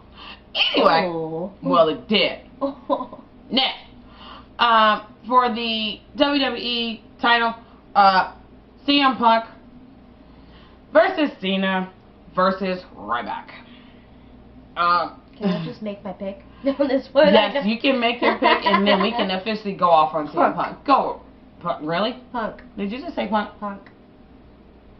I think he's gonna retain. Why? Because he's building himself as the best in the world, and I think he's going to prove that he is. Well, Jericho can lay claim to the best in the world. At least the best of what he does. Speaking of Jericho, I'm actually reading Jericho's book right now. What do you think about it? I'm having so much fun. I'm only 2 chapters in, and I read the last bit of the second chapter last night, and I went to bed, and like an hour later, I'm like, I want to read. You are special. We actually getting this chick to pick up a book and read. Reading is fundamental. It's hilarious. I know it's hilarious. It's so funny. I'm sitting there like doing like that. A bunch of the stuff that he says. In Exactly, because he's freaking hilarious. Now, before I make my pick, I have something to say to you, Mr. Phillip Brooks, a.k.a. CM Punk, a.k.a. the best in the world. You are the best in the world at being a complete jackass. We have the wonderful, long-anticipated return of my king, Jerry the King Lawler. I shed a couple of tears. I did. Both did. We both cried. We both cheered, clapped. It was beautiful. It was a heartfelt moment to hear the man talk. And technically, guys, he was legally dead for 20 minutes. So for him to come back, for us to see his face as soon as we did. And so good. And looks so good. Looks great. He looks fantastic. For him to look that good this soon after having a heart attack and being clinically dead was beautiful for me. What was not funny? What was not made of championship material, CM Punk? You interrupting the king in his speech. Have you lost your damn mind? Oh, I might as well go ahead and answer that question. Hell yeah, you did. That was despicable, distasteful, disgusting, disparaging. You done lost your freaking mind. You need to be shot. And I hope to God you honestly lose your title this Sunday. You don't deserve it. Champions do not do that. Heels do. I don't care. He's a heel. He's a heel. He is a disgusting heel. I'm And Paul Heyman, you faking a heart attack, I'll give you a heart attack that you can honestly take to the fucking bank, sir. I'm not saying you're wrong, but he's a heel. He's doing his job as a heel. Care. He's making you hate him. That's doing his job. I hate him. Okay, but I that means despise he's doing the a man. great job. So what? I'm not taking that at the expense of the king. That's I'm not bullshit. saying that he was right in what he did. The way he played the heel was completely disgusting. But he played a good heel by making you hate him. I hate him. You have lost all my respect. You can kiss my black ass and go to hell for all I care. I don't care who wins as long as it's not you, punk. Oh. Personally, So are you picking Cena? I'm actually going to pick Cena on this one. I am actually going to pick Cena on this one. And boss, pissed her off. you done pissed me off. Being from my hometown, our hometown, second city, saying she done lost your mind. Who the hell told you it was cute to make fun of Jerry the King Lawler? Paul Heyman? Oh. Not cute. The only person I can think of is Vince and Candy McMahon. You can kiss my ass too, you trifling bastard. Matter of fact, I got 2 words for you. Oh. I'm picking Cena on this one, and we're done with that crap. The traditional Survivor Series match that we have all been waiting for, Team Foley, now consists of Kofi Kingston, Randy Orton, yay, The Miz, yay, and Team Hell No versus Team Ziggler. Who the hell told you guys to call him Team Ziggler? Just call him as Team Ziggles. What? Mr. Bigglesworth, the naked cat. Consists of Dolph Ziggler, the one-time World Heavyweight Champion, the holder of the Money in the Bank, and yeah, blah blah blah blah. Alberto Del Rio and Chewy. I'm sorry, Ricardo Rodriguez. Ugh. Did you just? Boss Man just did it. Boss Man just did the fake Randy Orton. He also had a tasty beverage. Exactly. Wade Barrett. I'll get to Wade Barrett in just a minute. And the Rhodes Scholars. Honestly, for the simple fact that this 10-man team, oh my God, is the brightest stars I've ever seen in my life. Now, I'm gonna get to Team Foley in a minute, but Wade Barrett, about damn time, buddy. About damn time they finally put you in the spotlight. And I'm not saying that they're showcasing Wade Barrett the correct way either. But at least he's getting more airtime, and I like it. Yeah. The Barrett Barrage, what's up? Holla at me. The Barrett Barrage, I love, because I love the ground and pound, wrestlers that can take it to him. And the fact he's a southpaw, hey now. Swing with the left, crack with the right, that's all I'm saying. And going to Team Foley, The Miz is awesome! I came to play! Yeah, exactly. That's what I'm saying. Okay, yeah.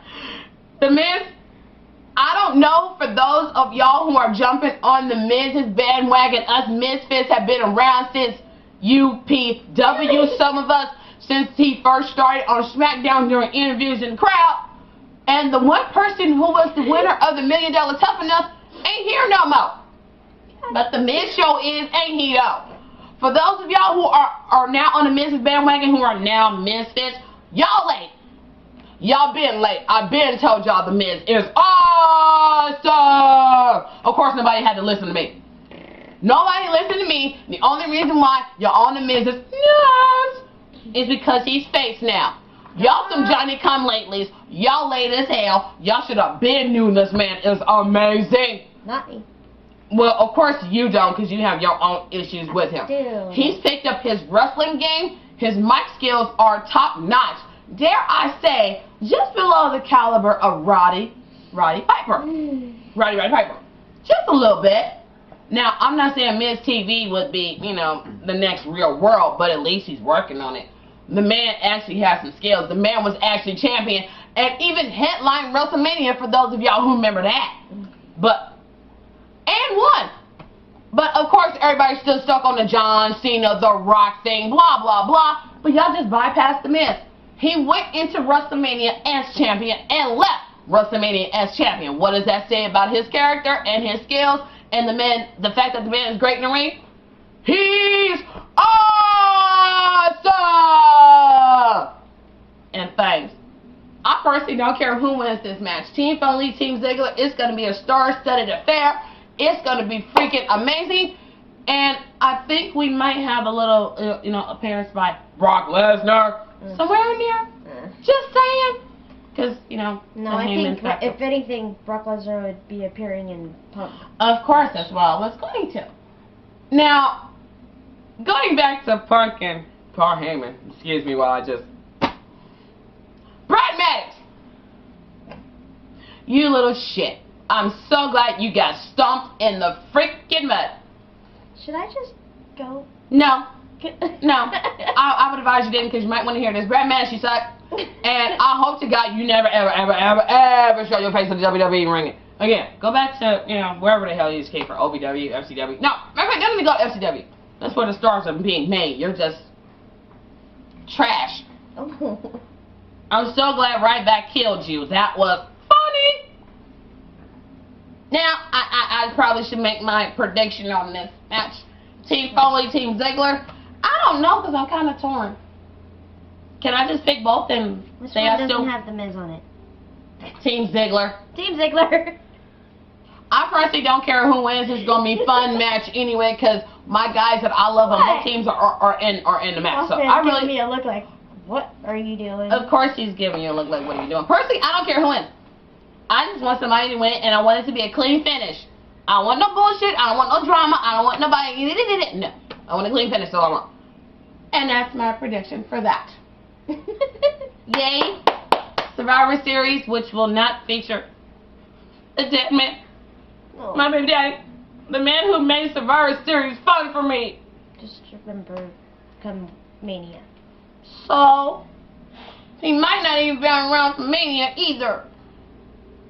But he should be around for Survivor Series. If you hear a gong, you will hear Peaky screaming from Long Beach, California, in Casa D18 Studios. So just get ready to get your earplugs on. I won't be able to hear anymore. I'm hardly able to hear it right now.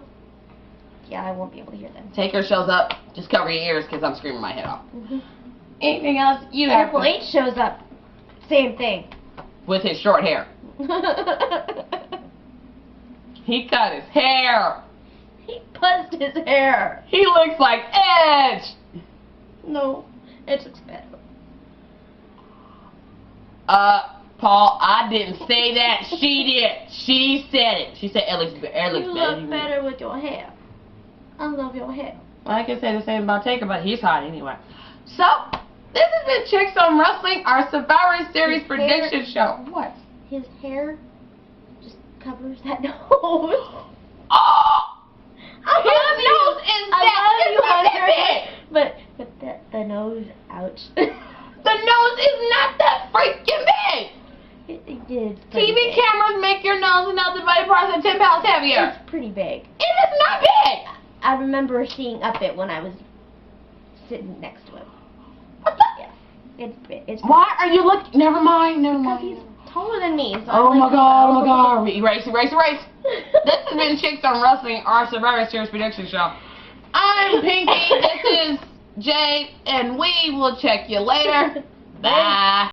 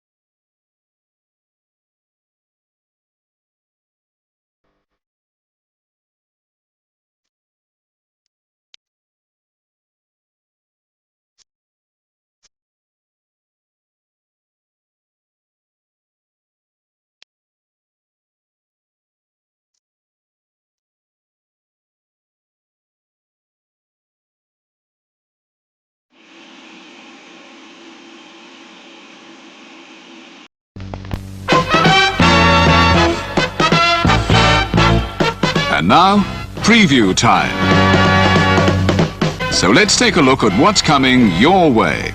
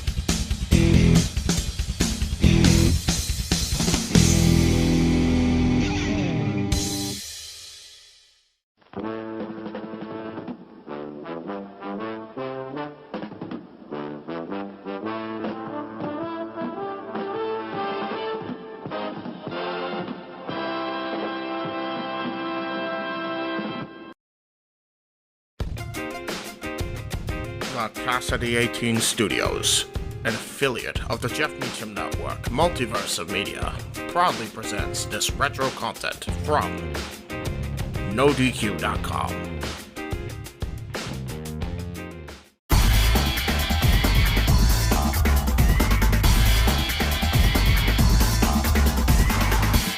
Oh my goodness! Welcome everyone to NoDQ&A video here on NoDQ.com. I brought back the corny catchphrase. Will I ever bring it back again? Leave a comment, tell people to thumbs it up whether you like it or don't like it, and we'll see where things go from there. But right now, we got your questions to answer. I wasn't able to do a show yesterday, so I'm going to talk about Raw and talk about some other things going on in WWE right now, so let's get right down to it. Hey Aaron, love the show. After last night's Raw, where do you see the WWE going from here? My thoughts on Raw this week was, it was interesting. I definitely wasn't bored with the whole ending of Raw. As I've mentioned before, I liked the whole storyline, the Outsider storyline with Miz and R-Truth and Triple H struggling with his power.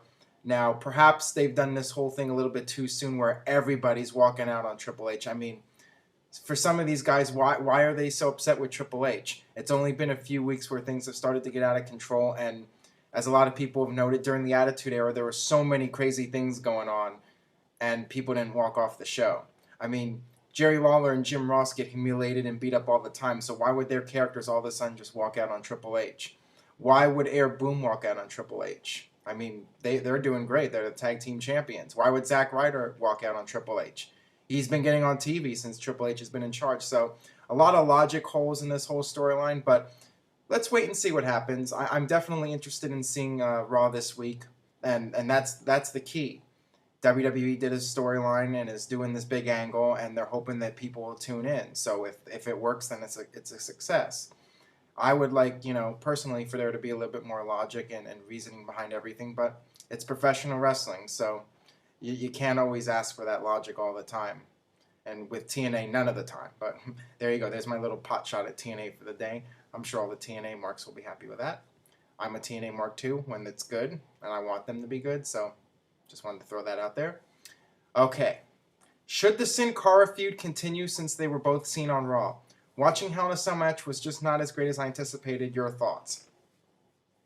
Well, I'm going to talk about SmackDown spoilers here, so if you guys do not want spoilers, you might want to skip over a few minutes. Yeah, the Black Sin Cara is sticking around, so they're going to keep that feud going. Now, yeah, the match at Hell in a Cell was a little bit disappointing, and I think it's just hard for the fans to really get into who's the good guy, who's the bad guy, and they're all just, both of them are just doing, the lucha moves back and forth, and I could see why the crowd's not really sure how to react to it. And the storyline's a little bit confusing. I mean, most fans aren't going to know about the whole Mystico situation and the background story there between those two. So, yeah, it's really something where they need to do a better job. WWE needs to do a better job of explaining the history between these two and why the Black Sin Cara is mad at the Blue Sin Cara and what the whole deal is. And I think once they do that, the fans will get more into the matches. All right.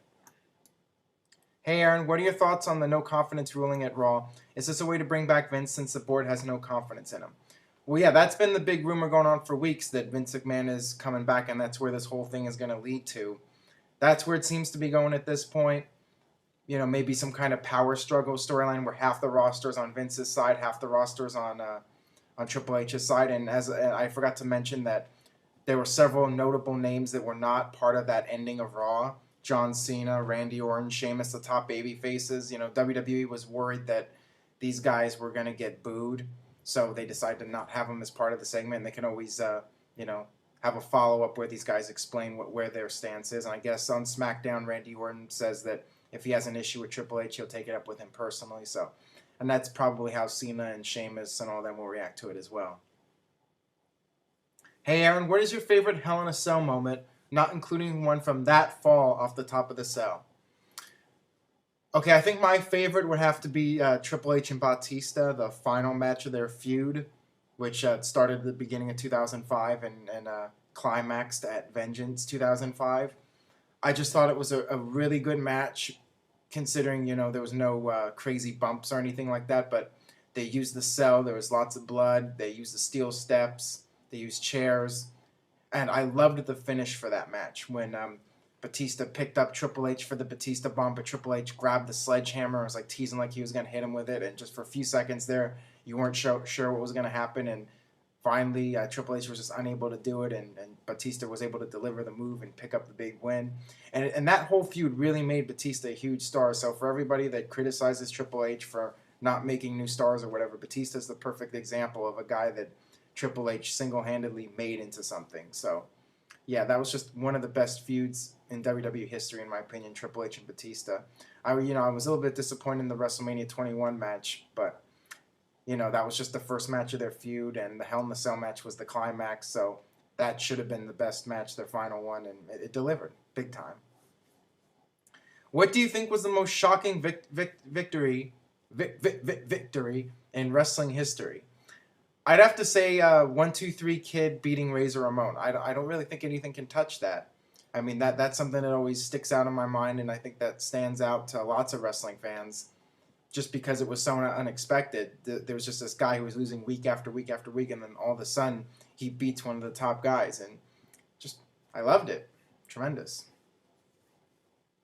What do you think Christian's future will be in WWE? Do you see him as a world champion again? I think Christian has peaked at this point. I think he got his brief run in the main event spot, and that was partly due to Edge going down to injury. Christian finally got the world title. He got 2 title reigns that were short, but he did get them, and he did get like 4 or 5 months in a program with Randy Orton and had several pay-per-view main event matches. So, yeah, I think Christian's going to be pushed down a little bit now, but I still think he'll be an upper mid-card guy, and who knows if somebody else goes down with injury and they need a top guy to fill it in, I'm sure Christian will be there to pick up the pace. So I think there's always going to be a spot for him, you know, in that upper to mid, somewhere towards the top, but not the very top. What was your favorite action figure growing up? Mine was either the Galoob Butch Reed or Flying Brian. I think my favorite would be the Hulk Hogan, where he went like this and he just moved his arms back and forth. I think that was my favorite one. And the Macho Man, Macho King, whatever. What is your favorite WWE Studios film and why? In my opinion, it would be Legendary due to the cast within the movie. Boy. I think my favorite all-time WWE film would have to be The Condemned with Steve Austin. I wasn't a big fan of all the shaky camera work in it, but I think Austin did a tremendous job. Austin always does a really good job in his movies, and I feel bad that he hasn't gotten, you know, his really big break yet. He was in The Expendables, but other than that, he's had to do these straight-to-DVD releases, and I think Austin's really talented as an actor, and I think the big problem with these WWE movies is it's part of it's the script. They get the cheapest scripts possible, and you get what you pay for. I think if they were willing to spend more money on a script and let the wrestlers really get into the role, that maybe these films could be more successful.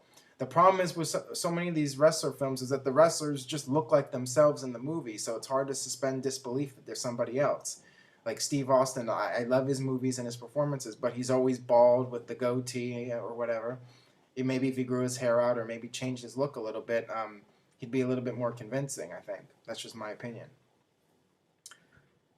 All right, Aaron, would you have stayed with Triple H at the vote of confidence? Of course. I would want to be on the good side of the guy who's married to the boss's daughter. That's just me personally. All right, that about does it for No DQ&A video. You can leave a comment, youtube.com/NoDQ&AV. What do you think is going to happen with this Triple H storyline? Leave your comment. Let me know what you think. Keep subscribing. Keep spreading the word. Stay tuned to NoDQ.com for the latest in wrestling news and rumors. And on that note, we will see you next time.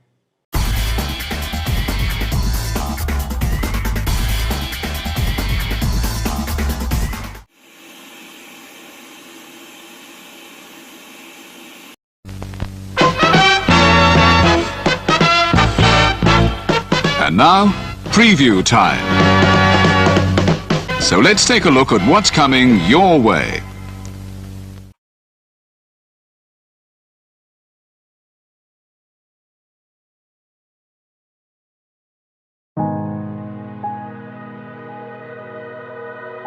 Gary Hebert, the man, the myth, the legend.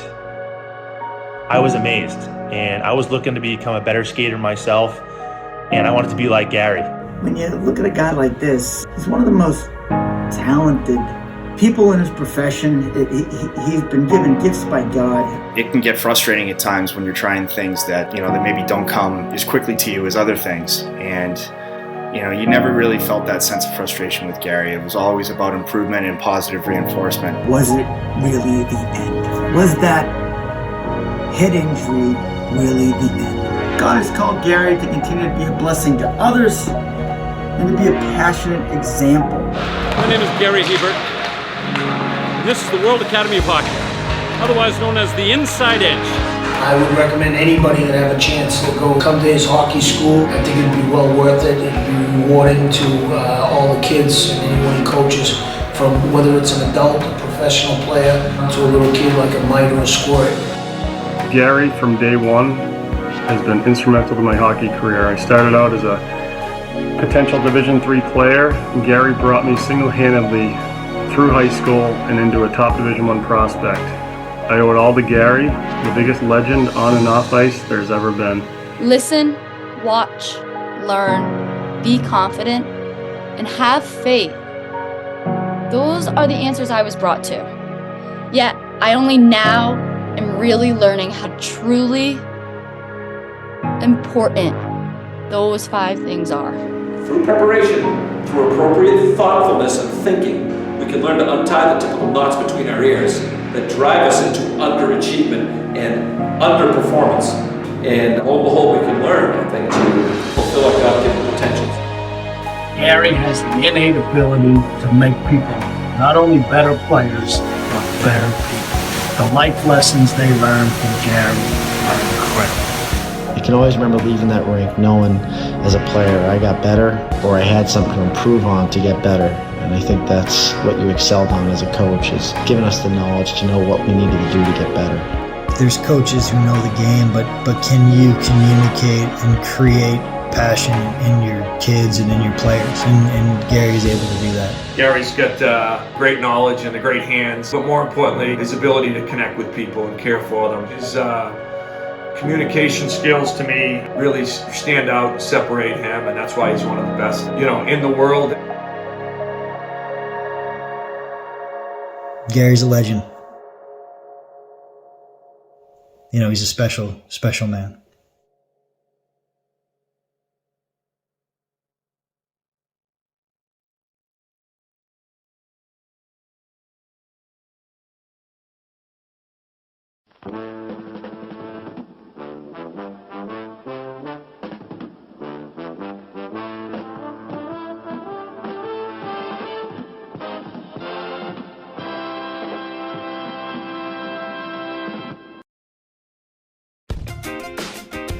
Casa D18 Studios, an affiliate of the Jeff Meacham Network, Multiverse of Media, proudly presents this retro content from the Casa D18 Studios.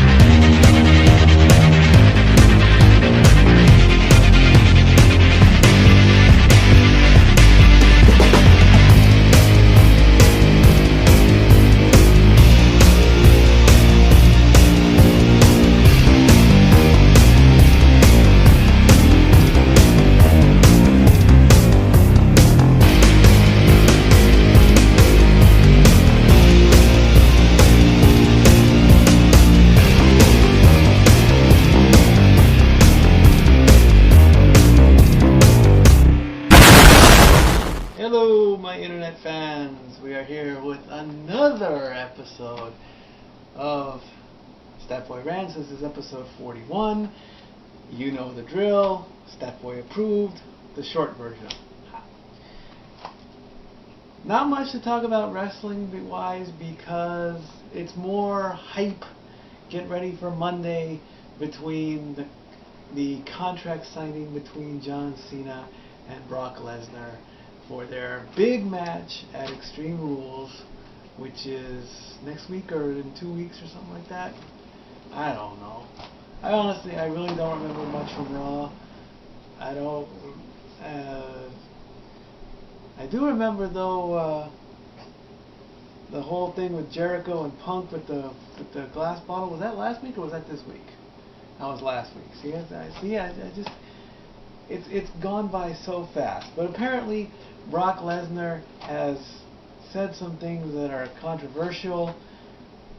Since when is being real controversial? As much as I do not like Brock Lesnar, I will agree with what he said on SmackDown. He's an ass kicker. He's Brock Lesnar. You know, that was pure honesty. And if you hate somebody for telling the truth, then you're just in that question mark category, folks. I mean, that's just, you know. The only part I hope he does care a little bit about what the fans say. You know, I mean, I'm not going to rush out to my nearest Walmart or my nearest GNC or whatever to get a Brock Lesnar autograph. I know, I'm sure as heck I'm going to UFC Fan Fest to go, oh wait, he's not there anymore. Oh. Now speaking of UFC, of course, UFC 145 is in the books with John Bones Jones and Sugar Rashad Evans for the light heavyweight title. And you can compare that to wrestling because there was a bit of a storyline involved. Apparently Jones and Evans were, you know, they were the best of homies. You know, they trained together and whatnot, and then Rashad was supposed to go for the light heavyweight title, and he ended up hurting his knee, so John Bones comes in, and he wins the title fair and square, and then next thing you know, Rashad is like, well, that's my title. Here comes Dana White. I'm going to make money off of this. Cha-ching, cha-ching, cha-ching. John Bones wins. John Bones Jones. Follow him at Johnny Jones on Twitter. I follow him. He's pretty cool. And he's got I like his Philippians 4:13 tattoo over his heart. Bible people, look up Philippians 4:13. I don't know it offhand. I believe it's through a Christ all things are possible. I'm paraphrasing, but it's one of my favorite Bible verses. Little known fact about Stat Boy. I read the Bible once in a while too. It's a good book. You should look at it.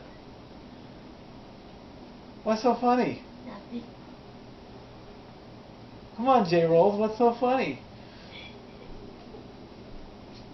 J Rolls is laughing over here because apparently I mentioned the word Bible. She starts laughing. UFC has changed up a little bit for some reason. I don't know if it's a tape delay thing, but in pay-per-views in the past, it's like every fight on the main card that you pay $54, $55. Can you turn that down, please? Thank you. We had an infomercial for car rust removal. So if you have rust on your cars, buy this rust remover. Anyway, but apparently the way I used to watch UFC was, it's like, you know, they put up a graphic and whatnot, and you get interviews. It's like, well, my opponent is this, and I'm this, and I'm better than they are. And then you go to the other opponent. Oh, he's a nobody. I'm better than him. I want the title.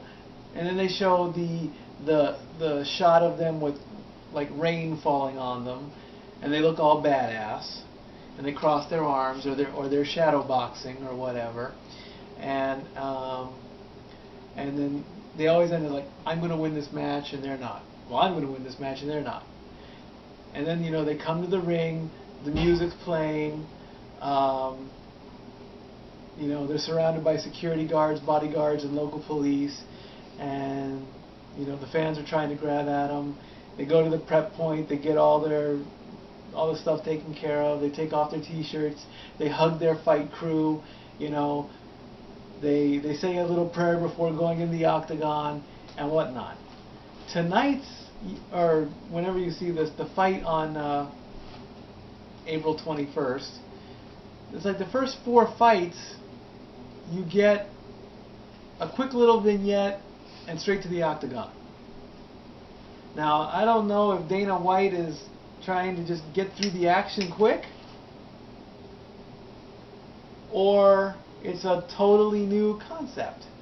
Only the main event matches, I mean the 2 main event matches, the Rashad and Jones and the Rory McDonald and Shane Mills fight, they got the full entrance, you know. And it's like, is this on tape delay or something? You know, it's just something to think about. And in the Mark Hominick and Eddie Yeagan match, wow.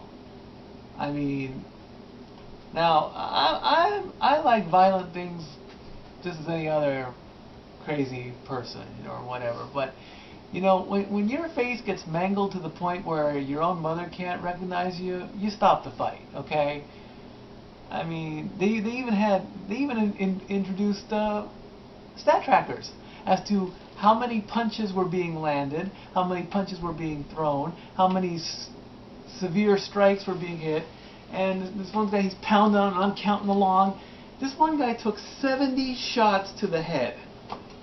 And it's like one, boom, boom, boom, one after the other, you know. And the only thing that, you know, sometimes these fights can frighten the people, because it's like, if I'm taking 70 shots to the head, I should be dead. Or in a hospital. Or have severe brain damage. As if I don't have that now. Without getting hit to the head. Maybe I just have brain damage, you know. Have you guys recovered from 420 yet? Or are you still high while watching my show? Because if you are, you guys are cool. Stoners rock, you know. That's right. Stoners are. The stoners that watch my show are definitely Stat Boy approved, because you know, Snoop Dogg was all over on Twitter. He's like, you know, let's hashtag. It was a literal hashtag because he had to have been smoking something, you know. 420 should be a national holiday. Everybody, you know, should just take the day off, you know, light up, medicinal cards or not, and just then the Great American Smokeout would really be literal. I'm gonna write President Obama. Yeah. J-Rolls approves. J-Rolls approves of 420 being a national. Hey, let's throw this into the comment box. Would anybody be surprised if President Obama, you know, he's had a rough day, you know, he's ordering the troops in Afghanistan, you know, and he's you know, he's running the country. You know, would anybody be surprised if at the end of the day he's in the Oval Office and he just lights up a joint? Not because he's black, because that's profiling and that's wrong. But you know, I mean, when you got a stressful job like that, and you're the leader, well, hit one, and then let the media go crazy with it. You know, it's like, oh my God, President Obama's. How would they know? Really, it would be another Secret Service thing, a Secret Service scandal. They've already got one under the belt. Oh, too soon? I think not. The Secret Service, yeah. They are sworn to protect the president. They are sworn to take a bullet for the president. But whatever they do on the side, apparently they can't. You know, them Secret Service guys are tough guys. Yet when they see a beautiful woman in another foreign land, they melt. That's normal. That's human nature. Okay? So yeah. So 420 should be a national holiday, I think. Put that in the comment box. I want to read your comments. Oh, yeah, even the wrestlers that smoke the synthetic stuff, they should get a free pass. In fact, if there was a union or a president of the club, you know RVD would be up on top, followed by Evan Bourne. Oh, not too soon. Not too soon. Let's see, who else? That's the frickin' roster in PWG. Maybe even at Battleground, you know, they sometimes disappear. No. I wonder if Russian weed is good. I wonder what that's like. I wonder if Russian weed is better than. I remember that storyline died. Remember that? Remember that? I remember that. Okay, thanks. Okay, anyway. Yeah. Oh well. I think I'm done for this episode because I'm tired. I gotta go to work tomorrow. And normally, you know, I usually say Stat Boy out, but tonight I'm going to end my show saying, in a bit of in memoriam, for Stat Boy Rats, so long. All right, Stat Boy Rats.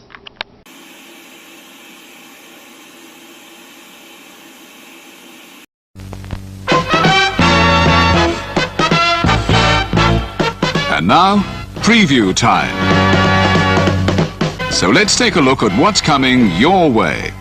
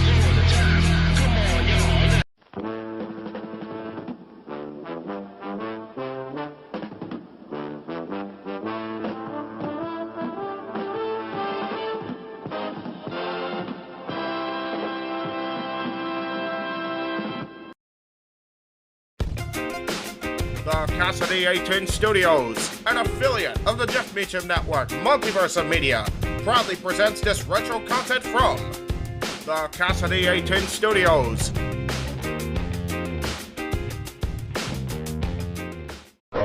This is James Morgan, NWA and Mach 1 Wrestling Superstar. This is Chris Masters, the Masterpiece. This is Downtown Bruno. This is Eric Watts from WWE Tough Enough. Mikey Nova. Hey, what's up? This your boy, Sean Black. This is Jess Bella from Santino Brothers. Gorgeous Joey Chaos. Yo, monkeys, it's me, DDP, Diamond Dallas Page, and you are watching Dads on Wrestling. The Dads on Wrestling. Dads on Wrestling. Dads on Wrestling. On YouTube. Week on YouTube. On YouTube. On YouTube. On YouTube. Now stay tuned or you will feel the bang.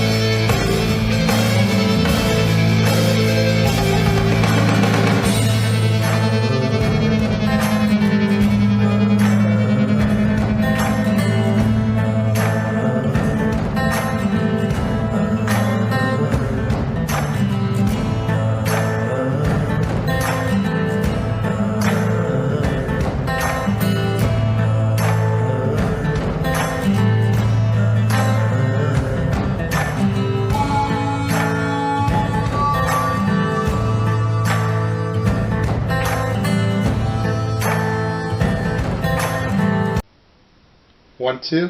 Is this on? I like what you did there, because Triple H is in charge, and that was his old song, and we wish they'd bring it back sometimes. Seriously. Sometimes. Like, you know, I mean, you know. I like sitting here on this side. You know why? Because every time I look over here, the picture of Lucky is right there. So I can just look over there and just, like, talk to Lucky, and oh yeah, JJ's here too. And you're single now, so you can actually glare at that. You know what? That is still my little sister. You behave. Behave yourself. Hey, she ain't my sister. I understand that, but you are taken, and TJ Perkins will whoop my ass. Yeah, okay, good point. Because TJ will just tie me up in knots and like throw me off the top rope and do a somersault at the same time. He'll kill me. Why are we here again? I have no idea. I think there's some sort of show that they air for money on Sunday. They charge like $10 a head at the bars. They charge $40 a head if you stay at home. UFC? I wish the Brock's fight was Sunday, because I like NFL game day package. Maybe, you know what? No, that's like hundreds of dollars a package. That's ridiculous.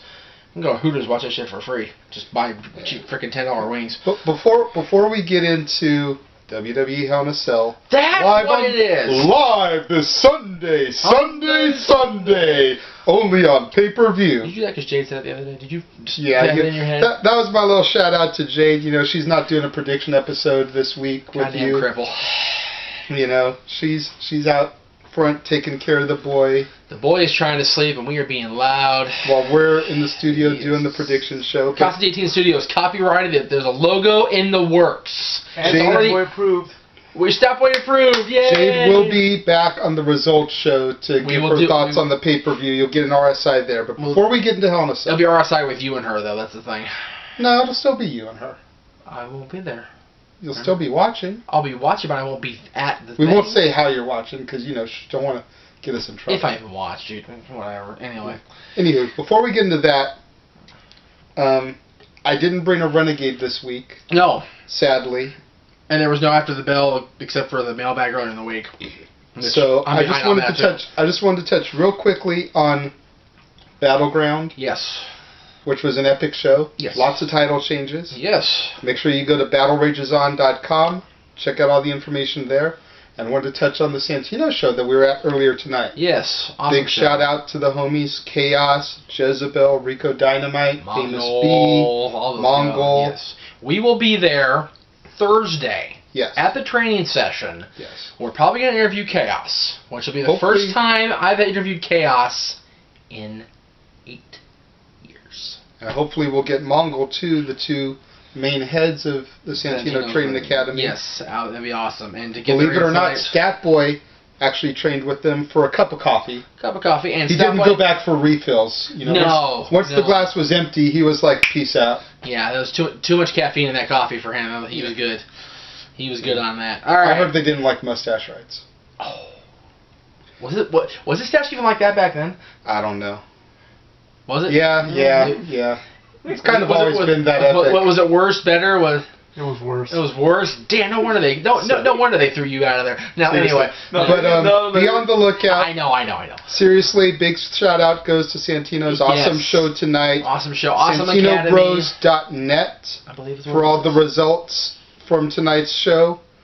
BattleRagesOn.com, like I said, for the Battleground results. Lots of title changes there. I may dive into that this week when we actually film a Renegade, but just wanted to give those quick shout-outs. And the reason we had time for these shout-outs, there's only 5 announced matches. 5 match, sucker! Sucker! But anywho, now that we've gotten all the gimmick infringement out of the way. Yes. First match. First match that they announced Friday on SmackDown, which we haven't seen still, but we know it's going to happen. Thanks to the spoiler for Stat Boy on that one, by the way. Now, you know what? Let me turn that shout out up for you there. You know what? It's not a spoiler.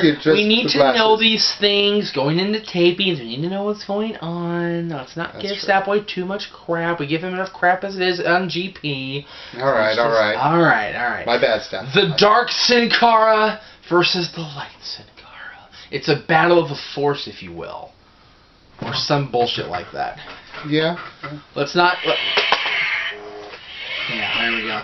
I guess Stat Boy just had to get a sound effect in on our show, because we always do it on his. We do. And it's very, very, very mean and funny.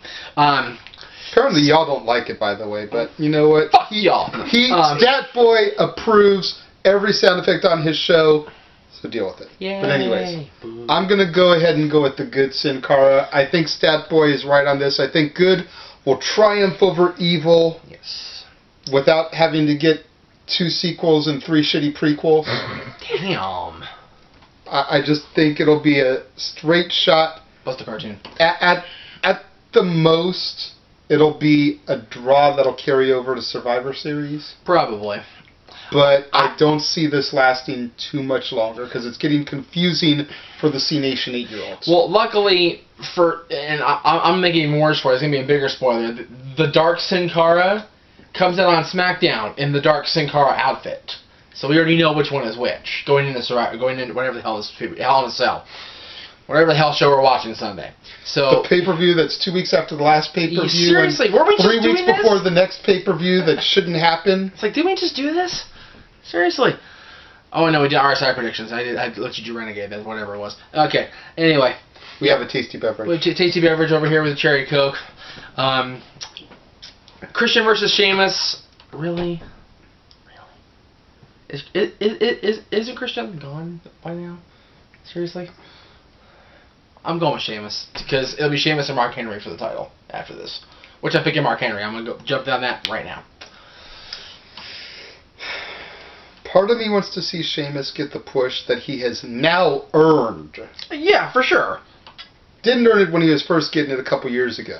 Well, he's Triple H's working out buddies. Now he has earned his push. He's done his time, and I think he's deserving of the push that he's starting to get. But there's still that little part of me inside that is a peep. Has been since 1998. That wants to see Christian get his one more match. # one more match. That he's requesting become a 3-time champion and actually have the belt like he deserves to hold it. Like that other company that WWE doesn't recognize, let him hold the title. I think Christian can carry the brand. He can. They're just afraid because that other company let him do it first. Right. And they have to be the one that lets people do it first. Yeah. God forbid. So there's a little part of me that wants to go ahead and bet my money on Christian. Because Sheamus can always get the victory on the Halloween Raw when his doppelganger Beaker's there. That's right. That's right.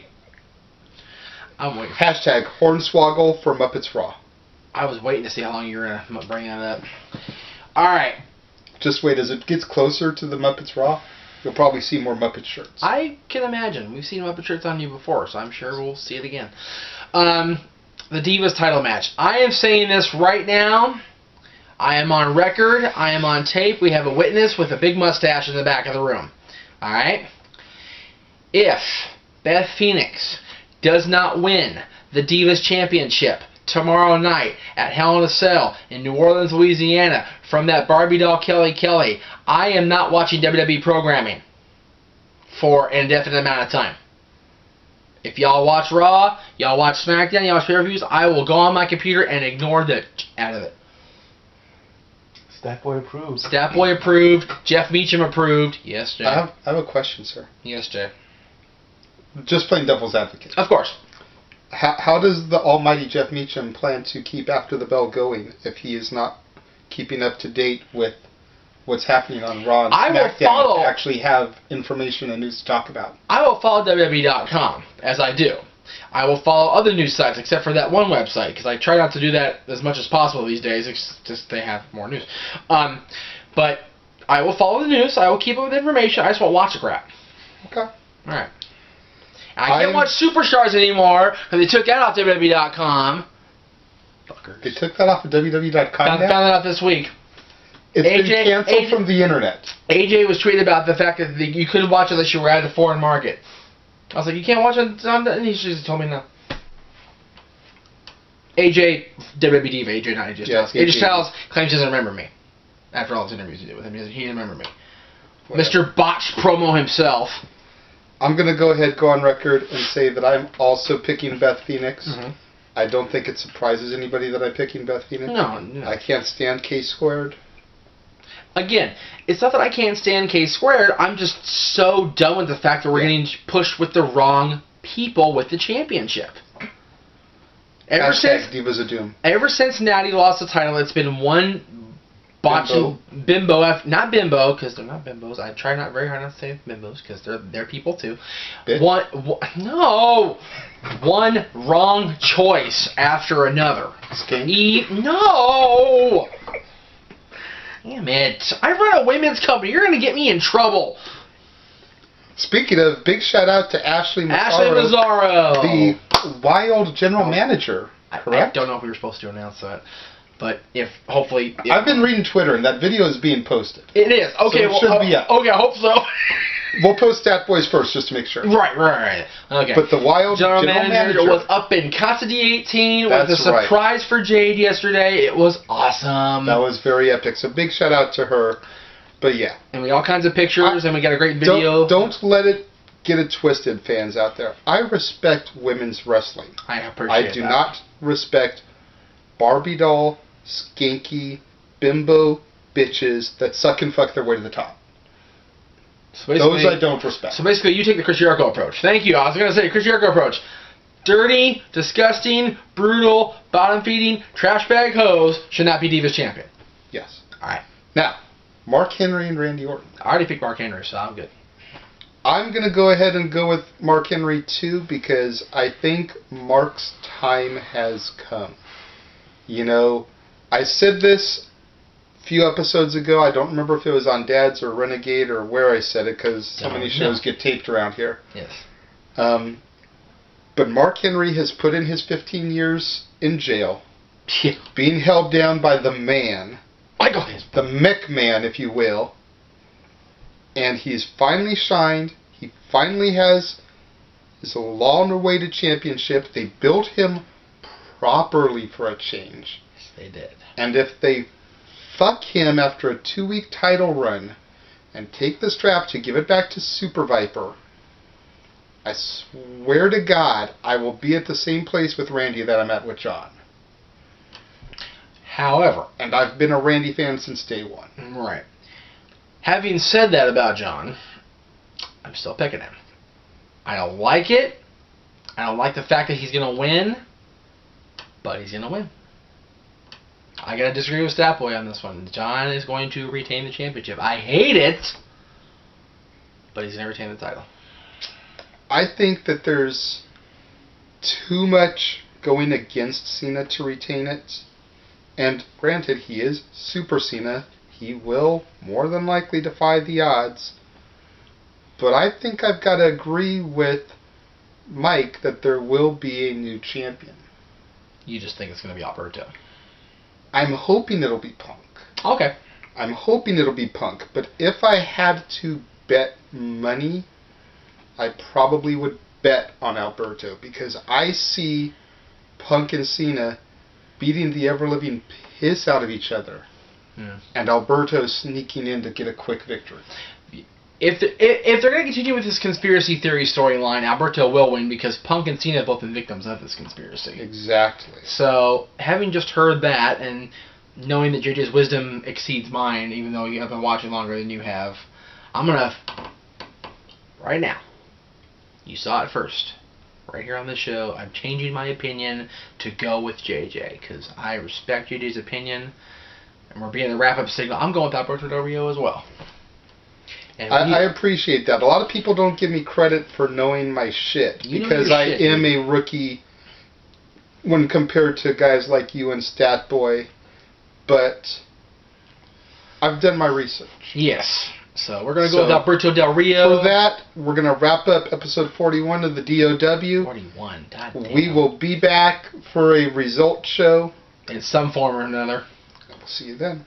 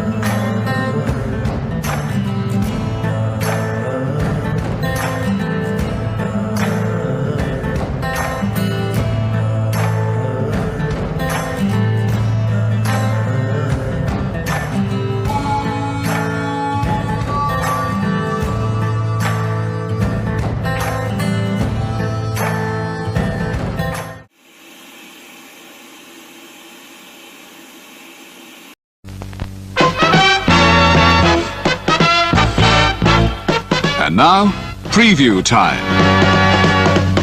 So let's take a look at what's coming your way.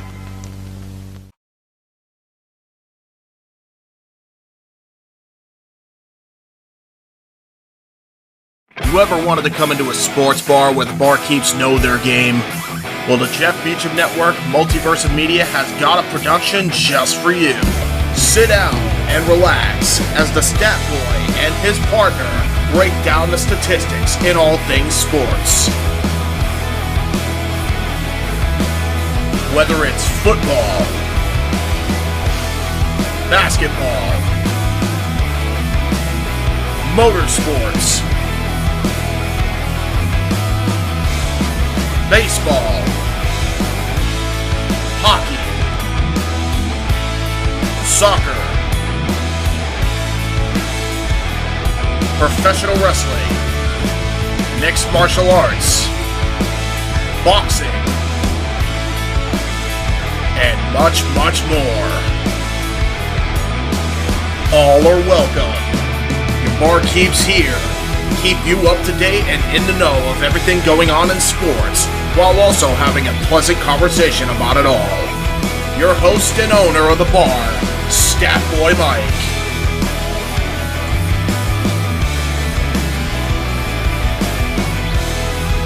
His partner in crime, Dory Lou. And a host of other guests coming in.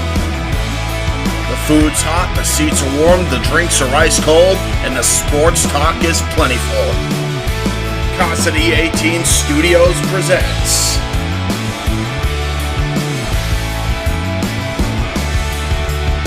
Stat Boy Sports Bar. Take a bar stool and enjoy the show.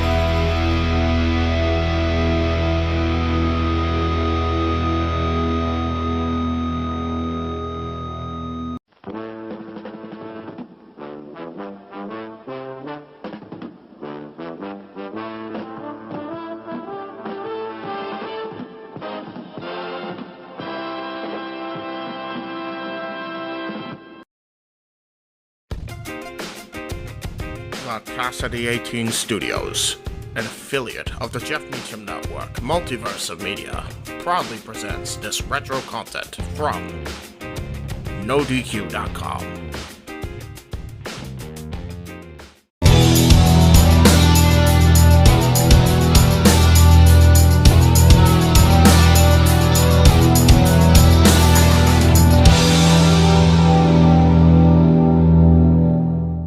Welcome, NoDQ Galaxy, and we are back for another edition of the NoDQ Review, and this is number 41, and I am Virtue here, the moderator. I know some of you may not like me, but I'm going to do my best, because there are some people that actually do. And I'm here with the team, Caitlin, ladies first, Aaron Rift, and Big G. How's everybody doing? And, of course, I'm going to start with ladies first. Me? Who am I going to say? I'm doing great. How's it going? Good. You're excited to be on tonight, show? yes. Cool. Well, we got some good topics, and I just mentioned them to everybody before we started, because I don't like blindsiding people, but there might be one little thing in this show I'll randomly bring up that you guys won't expect. Aaron, how's it going? I'm doing great. I'm very excited to talk about the new era of WWE and see what everybody thinks. Big G, how are you feeling? I'm doing great, enjoying this lovely Tuesday evening, and I'm also excited for this new era of WWE. Are you really excited, though? No, I'm not excited. We'll talk about that a little bit, but first, let's talk about TLC. The hangover, I guess. Any last-second thoughts? You know what, I can't remember. I did not go on the chat that night, Aaron. What grade did you give that show? I believe I gave it... Wow, I'm forgetting what letter grade I gave the show. Okay. Well, I'll come back to you. I gave it a C+.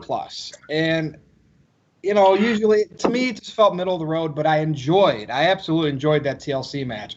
So, Caitlin, I'll start with you. What are your final thoughts from TLC? Was it just another December pay-per-view, or did it have its moments? I thought it definitely had its moments. I loved Brian and AJ match, and I was actually kind of watching through my hands at a couple points because I wanted Brian to retain, both just because I wanted him to and also because of the points going for who was going to win in the predictions. Congratulations, by the way. Thank you. So I was really invested in that match. And also, too, Natty and Ruby Riott I was also pretty invested in. And I was, getting kind of tense and stuff for that one. And then the triple threat match was probably my favorite. So those, I would say, were all great moments. A lot of the other matches were kind of meh.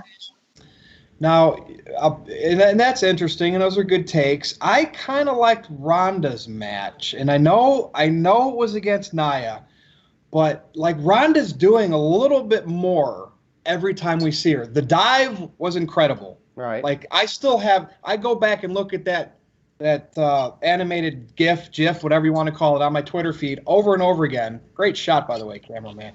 Aaron, what's your thoughts on TLC? I'm starting to buy into Ronda more and more every time I see her. I agree with you 100%. I think I did give the show a B-. I did enjoy it. Like Caitlin said, the main event delivered. I think that people were going in expecting that triple threat TLC match to deliver, and I felt that they did. I did enjoy Natalia's match with Ruby Riott, the tables match. I liked how Liv Morgan took that bump off the apron through the table. That was really cool. I enjoyed the Ronda Rousey match, too. I think Ronda is just getting better with every single performance. There were a few low points of the show. I think Rollins and Ambrose was probably the biggest disappointment overall. But, yeah, I thought it was a solid show. I think it was too long, but I say that about pretty much every WWE main roster pay-per-view at this point. Big G, any thoughts you had on the show? I enjoyed TLC. It had its moments. The TLC match, of course, with Becky, Charlotte, and Asuka. I didn't see Ronda coming out there. Well, I mean, I did see it, but we didn't see it coming. Daniel Bryan and AJ I enjoyed as well. I did enjoy the spot from Rey Mysterio when he took the chair and slid underneath the ring. It kind of reminded me of, well, they said Clark Boogie Griswold Boy. going down the hill. Yes. The what? Clark Griswold going down the hill and the saucer. Yep, that. And from Home Alone when Kevin went down the stairs with his sled, it kind of reminded me of that too. That was so much fun. I always wanted to do that. Like I fantasized about doing what Kevin did, going down the stairs. Oh God, that would be fun. What else did I enjoy? Ronda's match, obviously, we all agree she's getting a lot better with her in work, her in-ring style. Right. And what else did I enjoy? That was pretty much it. Yeah, I thought Orton and Mysterio was kind of meh, other than that one spot, though. Yeah, I mean, like I said before, Mysterio did do something innovative, but that was about it. Right. Just that moment. Other than that, I mean, I would give TLC a B, if anything, a solid B. All right, fair enough. Yeah, I feel that was the harshest one, I think. So the TLC match, not the Baron Corbin and Strowman one. Obviously, they had to do that way. I get it. Yeah. But the ladies match was something I like. I am all in now with the Charlotte, Becky, and anything they're involved with, Ronda, because I've not just seen a couple, like one or two matches. They're now constantly delivering. And Becky's character is great. She knows how to use Twitter. You know, Charlotte, she's Ric Flair's daughter, the entitled one. So I just think that WWE has a lot with this. And I know everybody's talking about let's get Becky and Ronda in the main event of WrestleMania. And before that, it was Charlotte Ronda. I'm sorry. I'm pushing for Charlotte versus Becky versus Ronda at the main event of WrestleMania. Why not? Daniel Bryan was in a triple threat, you know. Yeah. So, but anyway, that's TLC. You know, just quick final thoughts. Let's move on. This week on Raw and SmackDown, the McMahons were back and Triple H. So we saw Vince come out. Man, he's starting to look old. I don't know. I think Vince's problem, the red around his eyes, the guy doesn't sleep. He's working out at midnight. He's constantly thinking about his product. XFL's coming up. He just needs sleep. So I think that's why he looks like that. Plus, he's 70-some years old. But I just want everybody's thoughts on McMahon and family, their appearances on Raw and SmackDown. I finally just briefly saw what Vince did on SmackDown. Okay. Are we getting false promises? Aaron, I want to start with you. I just feel like we're getting false promises. Oh, I agree with you 100%. I'm not convinced that we're going to see a big turnaround here. I feel like it's just going to be more of the same, and this is just blowing smoke out there just to try to make people feel like there's going to be changes, when really I feel like it's just going to be more of the same in 2019. You know, we saw on SmackDown Mustafa Ali pinned Daniel Bryan. Will we see him continue to be pushed, or will he just lose to Bryan in a singles match next week or in 2 weeks, and then he goes back to the mid-card or whatever? I'm just not convinced, you know? I feel like I wanted more out of this whole shakeup. I wanted them to actually say, hey, we are creatively going to make this show better, instead of just saying, oh, we're going to bring back the McMahons. I mean, the McMahons are already running the show. They've already been in charge. So how are things really different, you know? It just isn't working for me up to this point. But Big G, your thoughts on it? Well, I'm going to give it the benefit of the doubt. I'm going to give it a couple weeks and see how it goes. And, you know, if it stays the same, then, you know, well, it is what it is. Real quick, I just wanted to add, I actually thought that Vince Russo's Nitro reset, that episode, the April 10th, 2000 Nitro, was a more entertaining show than the Raw we had on Monday. So there you go, Virtue. All right, continue. Well, Big G said benefit of the doubt, and he constantly says that on his podcast. Right. Yeah. We'll see what happens with the McMahons and Triple H coming out every week and running both shows and no longer having general managers on both shows. Other than that, there's not much else I can say about it. Caitlin, what do you think? I'm also doubtful that anything is different is going to happen, but I kind of agree with you that I'm willing to give it a little bit of time, because maybe they didn't want to give everything away night one of what they were changing up. So I'm willing to wait a little bit and see, but I also kind of feel like it's probably just going to be more of the same. The one thing that I'm wondering the most about is that comment of like the audience is the authority. So I don't know if something is happening with that. That had to be a troll. I was like, what does that all mean? So yeah, just kind of waiting to see how it plays out. I think SmackDown was better as usual than Raw. Well, here's the thing, to use Jeff's line, if the fans are in fact the authority now, does that mean that Brock Lesnar is going to defend the Universal title on Raw? Will we actually see Lesnar wrestle on Raw? I mean, they made a big deal out of it on television. Seth Rollins was like, hey, Brock Lesnar hasn't shown up on Raw to do a match since like 2002. And that's like... It should. That'd be exciting. That's one of the biggest complaints about WWE right now, is that the Universal Champion never shows up and Brock never wrestles on the television shows. Are they? Does he still live in Minnesota? I think he lives up that way. If Raw's going to Minneapolis or St. Paul anytime soon, that would be perfect. That crowd, I think there would be general, like, big-time excitement if he walked out there knowing that there was a match about to happen on Raw with Brock in a title defense. That would be cool. That would shake things up. Yeah, so if that doesn't happen, I'm not that convinced that we're really going to see any kind of changes. Interesting. Well, since we have no GMs now, what's next for Corbin and Paige? So we kind of saw the Corbin thing coming. Right. The Paige thing, it was kind of weird the way they did that, but, they're rebooting everything in their mind, so they're going to strip the GMs. So what's next? I guess we could say, don't worry about who the GMs are going to be, because it's going to be the McMahons. They're going to be running the shows. So what do you think's next for Paige and Corbin? Especially Paige, because she can't work. So, Caitlin, what do you think? Well, for Paige, I have no idea what they're going to do with her. I know in the chat just a little bit ago, people were saying, like, maybe commentating, maybe somebody said, like, the leader of the women's division. I don't know what that person actually would do, but so yeah, I don't know what they're going to do with her, but they did say that she's going to be staying, so she's doing something. Did you want me to talk about Corbin too right now? Yeah, do them both, and then we'll pass it. Yeah. Yeah. Okay. So this one I actually talked with female Aaron about, because I wasn't sure what to do with him. I'm sorry, because I didn't do it at the top of the show. I'm kidding. I know. I was waiting for it earlier. So I wanted to give her credit. These are her ideas. She wanted to have him kept off TV for a little while to have kind of the people forget everything that just happened, and that they just like used him as the kind of the pawn in this whole reset, and to maybe like come back at Royal Rumble and then like do kind of well there, and then get him in some kind of feud that actually matters, to build him back up as like a wrestler and not somebody that's like half authority, half wrestler and whatnot. So yeah.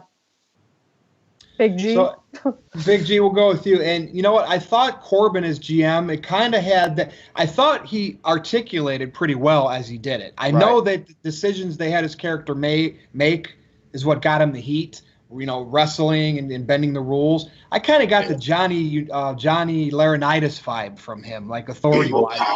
What do you think, Big G? About Corbin being GM? Yeah, like what type of vibe? Like, how do you think he did? You think, like from a promo standpoint, Corbin was like really boring before that, and I think this could help him in the long run.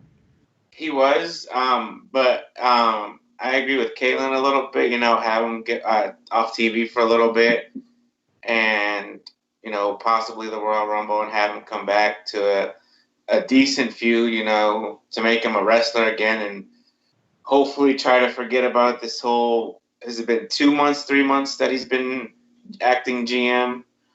Feels longer than that to me. The Constable with Kurt Angle for a while, too. Constantly, oh, Lord. God almighty. Well, hopefully he doesn't grow his hair back. I don't think he can. As far as Paige goes, I have no freaking idea. She's not cleared to wrestle, obviously. Being on commentary, okay. Being a manager, possibly, for somebody. I could see that. Going back to not what was that with her and Mandy Rose and Sonya Deville? Absolution. Absolutely. Yeah, she can go back. She should manage Asuka because then she could talk for Asuka. Yeah, I could see one of those things, but I think the manager would be the best option for her. Aaron?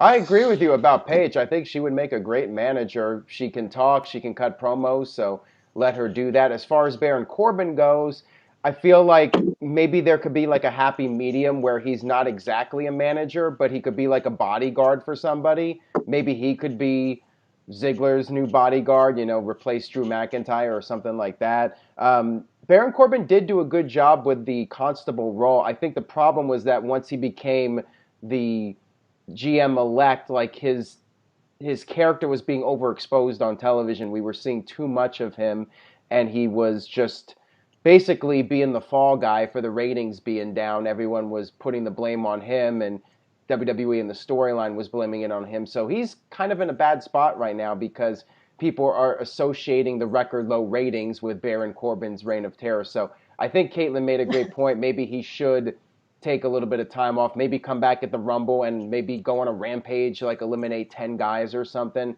have a really good showing and try to build him up as a monster again. But yeah, I think it would be a mistake if he cut his hair. I'm not sure what else you can do with him, though. He is in a bit of a rough spot right now in WWE because if he does take time off... You mean if he grew his hair back out? Aaron, you mean if he grew his hair back out? You said if he cut his hair. Oh, yeah. Threw it out. That's what I meant. Sorry. It'd be a mistake if he grew it back out. Yeah, I think that his look is good now, so I would not change it. I'm just concerned about if he takes time off, out of sight, out of mind type of vibe with him, similar to Bray Wyatt. Wyatt's been gone for a while, and when you're not around, people start to forget about you, and you lose that momentum, and it's hard to get that spot back when there's so many people on the roster and so few spots. I think it's going to be tough for him to really be able to come back from this. He was in a pretty good position, but what do you do with him now? That's a great question. I don't know. What do you think, Virtue? Well, when he was the full-time GM, he was kind of in that Roman spot. Roman would always be on Raw, probably the most out of anybody for the most part. And then when Roman left, in a non-wrestling, well, no, he wrestled in a non-wrestling role. Sorry, Corbin wrestled in his TGI Fridays gear. That's the problem. He was probably on Raw more than anybody else, and the fact is it's a GM authority figure, and it's a heel one. Fans are obviously not going to like it because he's always putting stuff in his favor. So, that might be the best idea that you guys came up with, have him be off for a while and have him come back fresh. But I think at least he did better than Brad Maddox. So, what do you guys think? There you go. Yeah, he did. Aaron, you brought him up. Bray Wyatt. That's who I want to talk about next. See, you read my mind. So Bray has been off for a while. Everybody knows before he went off, they just pounded the Bray Wyatt character into the ground. It made it almost a joke.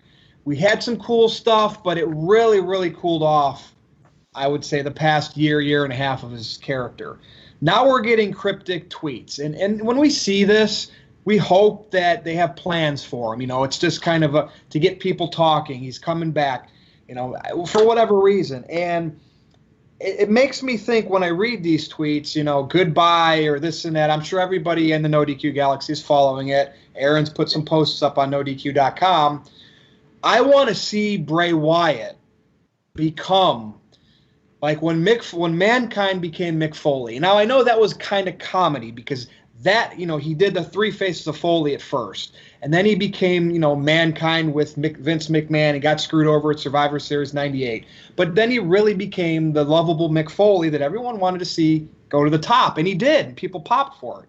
I think Wyatt is in a similar situation where I think there's still people that like him that maybe thought WWE ruined the Wyatt character. I don't know if he's going to be called Wyndham Rotunda. I believe that's his real name. It's kind of not a wrestling name, although it is in a way. Jeff Meacham would say that because it's Barry Windham's name. Right. But he could just still be called Bray Wyatt, but act like a character babyface, completely different. Cut, let me guess, shoot promos. Caitlin, what do you think? I like Bray. I have since he's been called up from NXT with the Wyatts. I'm kind of excited for these cryptic tweets. Am I wrong? Am I off base? Are we going to be let down? Well, hopefully not. But I mean, I think there's a probability that we could be let down. One thing I noticed in the tweets is that he like used us a couple times. I forget exactly what he said, but something about us and like we won't let you down or something. So I didn't know if this was somehow implying like all of the Wyatt family back together, coming back in a different gimmick, maybe. That's a good point.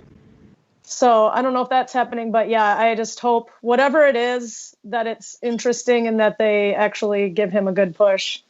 Right. Well, I think that they should have had like Harper be teamed up with Bray Wyatt and do something with those guys, because Harper's doing nothing right now, and a lot of people would say Harper is one of the most underused guys in the company and underutilized for sure. I would have liked to have seen a possible Wyatt family reunion, but maybe change something up, whether it's their look or their entrance, or do something different with them just to freshen them up a little bit. I think that would be a good idea. But Big G, what do you think? I agree with all you guys. I like Bray Wyatt, ever since he came up from NXT as well. I don't, something about all these NXT call-ups, I get good vibes from. But then slow your roll, Big G. We'll get there. We'll slow your roll. We'll get there. And when he first came up, his character was really good. And then, like Virtue said, like the past year and a half or so, it really kind of went nowhere. Then he turned face. Finally, teamed up with Matt Hardy, and with the cryptic tweet and everything. I was hoping he would come back at TLC and be Strowman's, mystery partner, but in the end, we got all the other Raw guys. So we'll see when he comes back. Will people still love him? I like Virtue's idea, have him be kind of like Wyndham Rotunda, and go from there and see what they do. Or, you know what? They might not change anything, and he'll be the same old Bray Wyatt. He's so good on the mic, though, and he doesn't have to be that dark god, like spooky. Right. I'd like to hear him cut like CM Punk type pipe bombs. Yeah. That, I think, would be interesting. Well, his character needs an evolution, just like The Undertaker. The Undertaker was never the same character. He evolved the character over the years, and he would be gone for a while. He would come back. He would change up his look, his entrance, the way he talked, the way he wrestled. I think Bray needs to just evolve the character a little bit and be a different Bray Wyatt. He could still be Bray Wyatt and have that supernatural element to him, but just be a little bit different. I feel like he's done that, though, a couple times. What if he went back to Husky Harris? No, then he would be in Damian Sandow and Curtis Axel territory, Yeah. But I feel like he hasn't really changed up his music at all. I mean, that would be one thing I would change, maybe remix his music. With The Undertaker always had different music over the years that was a little bit different from the previous version. Same thing with that, changing up the look, changing up his moveset, lots of little tweaks to the character overall, just be a slightly different Bray Wyatt. And hopefully it comes across better than our new, slightly different Dean Ambrose. Yes. And I'm going to leave that at that, and we're going to move on to another topic. So we talked about Ronda a little bit earlier, how she's evolving. I know that it's hard. She was a UFC fighter that came into wrestling, and she got mega pushed. But WWE looks at star power, and they're trying to draw more casuals and UFC fans into their product because God knows they need it. But with her bumping ahead of some of the other wrestlers, the female wrestlers, does that kind of rub fans the wrong way, the locker room the wrong way? And what does everybody think with this? And by the time this airs, everyone will probably know the spoilers. Ronda versus Natty. I don't, for this Raw coming up, I don't know if I like friend versus friend. The way they ended that on this week's Raw, it's like, come on. Put her in the armbar or something. I like to see tension. This friend versus friend stuff. Wade Keller has said, if I booked Raw, everybody would be friends, and it would be about, just sports competition and shake hands. You can't do that in wrestling. Maybe once in a blue moon, but wrestling is about anger, fights, feuds, storylines. So Big G, what do you think, Ronda and Natty? Friends versus friends. Could they make it interesting? Yeah, I'm not a big fan of it. Like, when you're talking about, like, the friendly competition, you think of the Mae Young Classic or the Cruiserweight Classic, you know, where they shake the hands before the match, because it's not really feuds. But with Natty and Ronda being friends, I figured this might have been the time where Aaron wanted Natty to turn on Ronda finally and have a heel Natty. Or even have a heel Ronda. One of the two, you know?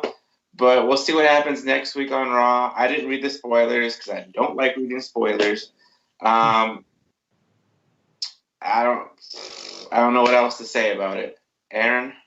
Well, I agree about what Virtue said. I feel like wrestling should be about grudges, and it's like a soap opera, right? So you want conflict. Storytelling is about conflict between characters. So all the sportsmanship, you know, that's goody two-shoes indie stuff. You can go watch Ring of Honor or PWG for that stuff. I want to see some bad blood. I want to see people calling each other the B word. I want to see... I love when Rollins was calling Ambrose a piece of shit. That was great. And even Natalya calling Ruby a bitch and slapping her as hard as she could. That was another great part of TLC. That was hilarious, other than the fact that Natalya immediately apologized to her afterwards. But that's the kind of stuff I want to see. I want to see it get really personal between these superstars. So we'll see. I would hope that this Ronda and Natalya feud is going to be more than just one match. I feel like that there should be something leading up to the Royal Rumble where the intensity gets turned up. I found it weird that they're actually doing the match on the Christmas Eve edition of Raw. I thought, you know what, they built up Natalya so much. She won at TLC, beat up pretty much the entire Riot Squad 3-on-1, and then on Raw she won that hour-long gauntlet match, and then they just do this match on the Christmas Eve Raw, and that's it. There's got to be more to it. So we'll see what happens on Tuesday without spoiling anything. Caitlin, any thoughts you have on the storyline and what you might like to see out of it? Well, I agree that I don't really like how it just seemed to happen very quickly and thrown in there type thing. And then especially that we knew that they were like wrestling it later that night. And so I didn't like that, but I do think that you can have a friend versus friend match. I like in everything. Japan. Well, hold on. I liked everything you said, Aaron, and I think that, like, I like seeing all that stuff too, but that doesn't mean every single match has to be like the same way and at the highest intensity. There can be other ones within a card, you know? Yeah. But it kind of feels like they're just throwing this one away, and it seems like that would be a shame because they've sort of been building the Natty thing with her since she first came to WWE, and then they kind of diverted to do the Bellas thing for a while. But it was like Natty was right there with her as a friend at the beginning, and so you were thinking she was going to do the turn for a bit. Yeah. And so maybe she still will turn, you know? Yeah. I thought, like, if anything, maybe Jim Neidhart's death postponed whatever plans they had for that storyline. Maybe they'll revisit that now, and we'll see a full-fledged Ronda and Natalya feud. And, you know, in the meantime, we have Becky and Charlotte could potentially enter the Royal Rumble, and that'll be the big storyline to see who goes to WrestleMania. But I would like to see the Natalya-Ronda thing be a match at the Royal Rumble and at least go to that point. Me too. Yeah, and I think Natty deserves it. I mean, she's been with the company for a while. I mean, she's held the title before, but, you know, since the newer generation of females have come in, Natty's just kind of been the good little hand, so to speak. So I'm glad that she's getting to wrestle Ronda, you know, because they are pals, but I don't know. I just don't like buddy-buddy in wrestling, but that's just me. Yeah, but it might just be this match that's coming up for next week, and then it will develop into something else. Right, which is fine with me. Yeah, that would be good. So, all right, well, good thoughts, good thoughts. John Cena, we got to talk about you. We need ratings, right, Mr. Tito? We need ratings on the No DQ review, so I'm going to talk about John Cena, and Aaron's going to put a picture of him on the still shot of the video. Do you think, with ratings being at the all-time low, and we know Cena's in Hollywood filming movies, 2019's coming up, though, right? WrestleMania season. You never know. I think WWE botched it with Cena last year in Mania season. Do you think, which we know he can help the ratings, but you think he'll come back for a good stint? Or is it going to be Rock-type part-time, Brock Lesnar part-time? Aaron Rift, I'm going to start with you. Does WWE need John Cena?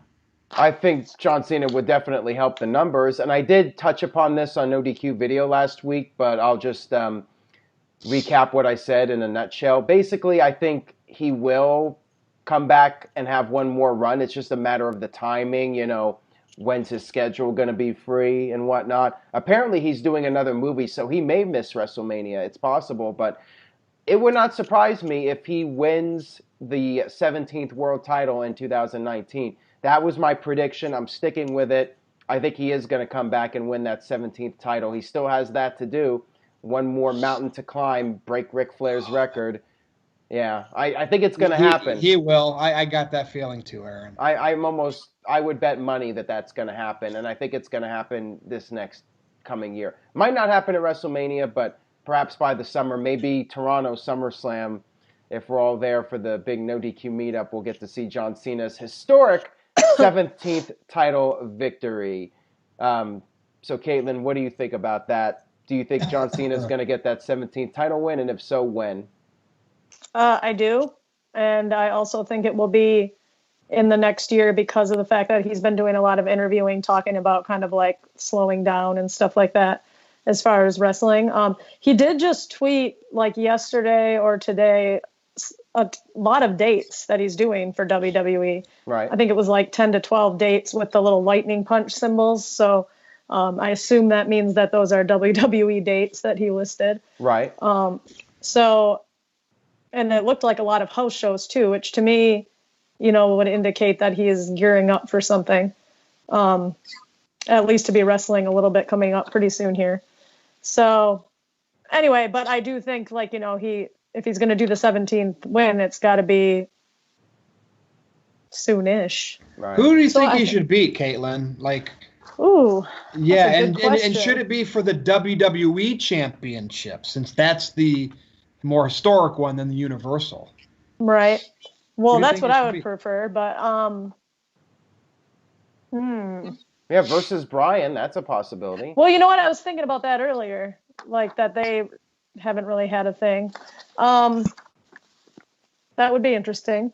I mean, they did have the match at SummerSlam 2013, but basically they were both faces. This time Bryan would technically be the heel. Of course, I think most people would cheer Bryan, but maybe Bryan could work his magic and get some heel heat and get people to actually cheer for Cena and root for Cena to actually beat him and win that 17th title. I think if anybody could do it, it would be Bryan. Bryan's been on a roll with his vegan, save the earth gimmick. I mean, he's really on fire right now. Big G, what do you think? Like, what would you like to see if Cena does, in fact, go for the 17th title? And do you even want to see it to happen or no? Well, John Cena doesn't need WWE. WWE needs John Cena. Yep. Next week, Friday, SmackDown is having a house show right here in Baltimore, Maryland. And John Cena is advertised, so I'll most likely be going to watch that. Not because of John Cena, but just to go watch a SmackDown house show, because it's been almost 11 years since I've been to a house show. Now, do I want John Cena to win the 17th title?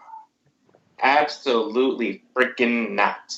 He does not need it. Ooh, elaborate. The man has done pretty much everything in WWE except win the IC title, but that's neither here or there. He's doing movies in Hollywood, which is good for him. He needs to move on from the WWE and let the younger talent get their moment. And that's all I'm going to say about that. I feel like he has been doing that, though. He's been doing so good in Hollywood. I mean, he's got Bumblebee coming out. That's right. I'm going to go watch that.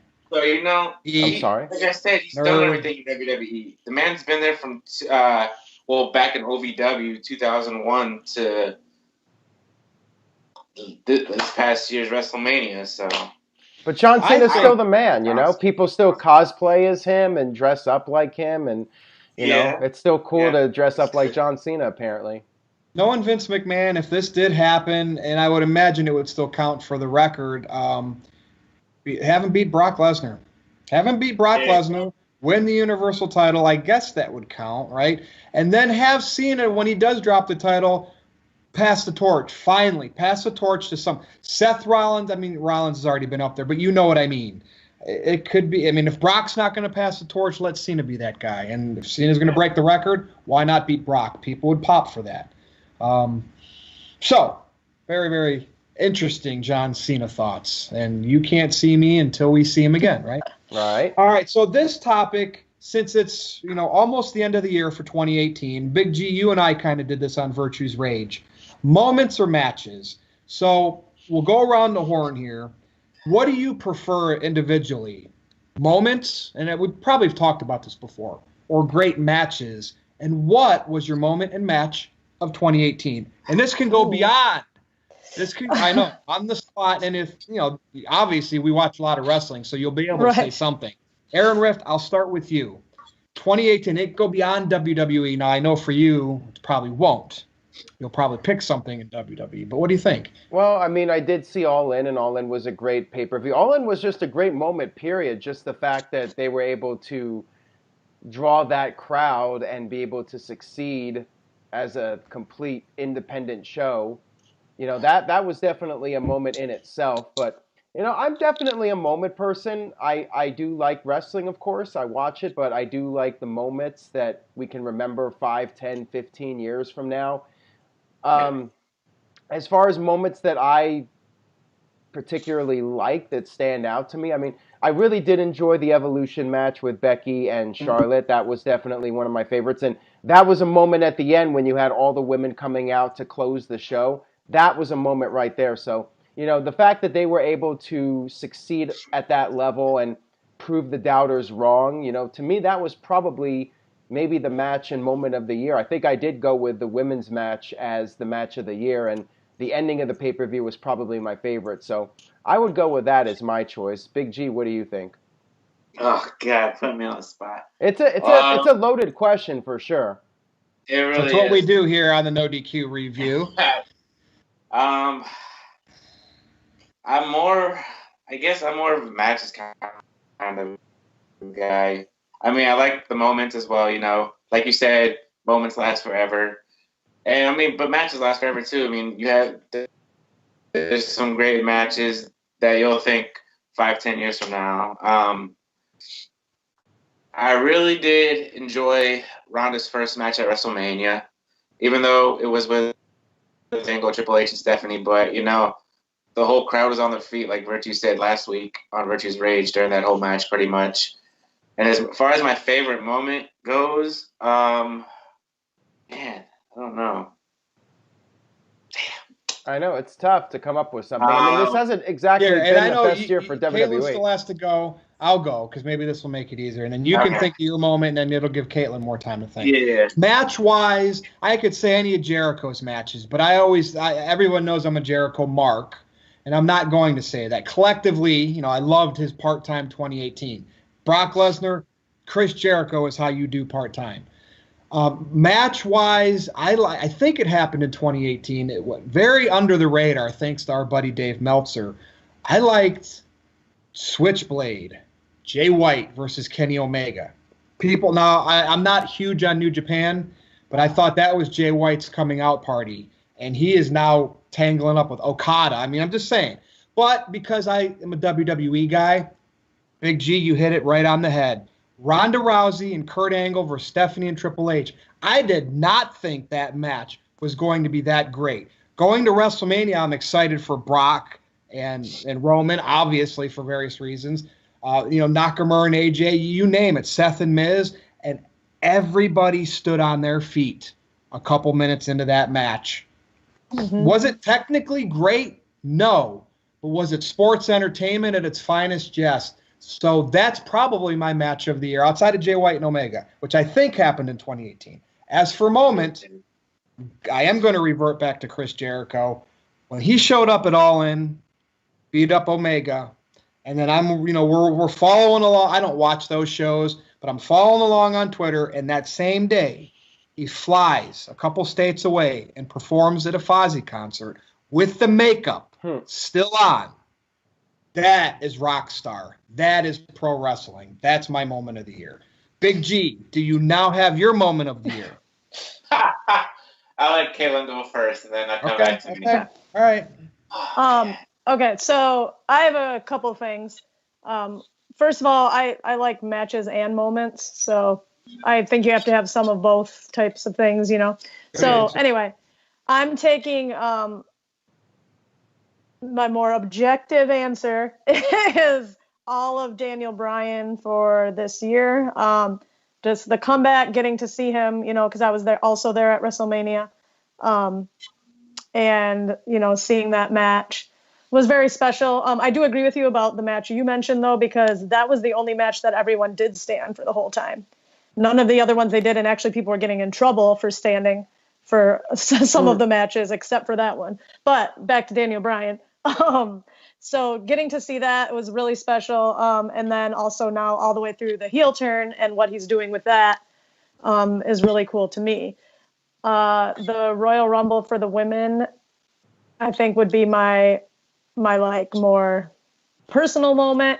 And also I was really excited that the Bellas came back just for me in that match, because they'd been gone for a while and whatever.